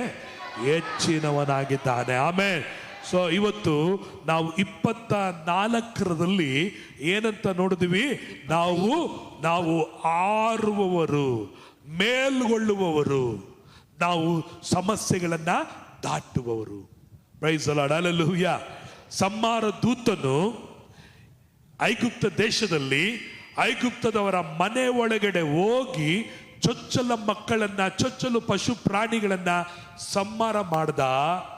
ಆದರೆ ಯಾರ ಮನೆಯ ಮೇಲೆ, ನಿಲುವುಗಳ ಪಟ್ಟಿಗಳ ಮೇಲೆ ರಕ್ತ ಇತ್ತೋ ಆ ರಕ್ತವನ್ನು ನೋಡಿ ಆ ಮನೆಯನ್ನು ಏನ್ ಮಾಡ್ಕೊಂಡು ಹೋದ? ದಾಟಿಕೊಂಡು ಹೋದ. ಎಲ್ಲರೂ ಏನ್ ಮಾಡ್ಕೊಂಡು ಹೋದ? ನಿನ್ನನ್ನು ಶತ್ರು ಒಳಗಡೆ ಬರಕ್ಕಾಗಲ್ಲ, ನಿನ್ನನ್ನು ನೋಡುವಾಗ ಅವನು ದಾಟಿಕೊಂಡು ಹೋಗೋನಾಗಿದ್ದಾನೆ.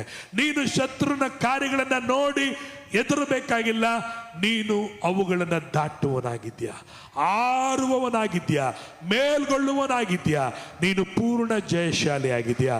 ಕರಗಳನ್ನು ತಟ್ಟುತ್ತ ದೇವರಿಗೆ ಸ್ತೋತ್ರ ಮಾಡೋಣ. ಎಲ್ಲರೂ ಕರಗಳನ್ನು ತಟ್ಟುವ. Praise God. ಬಾಯಿಗಳನ್ನು ತೆರೆದು ಸ್ತೋತ್ರ ಸ್ತೋತ್ರ ಸ್ತೋತ್ರ.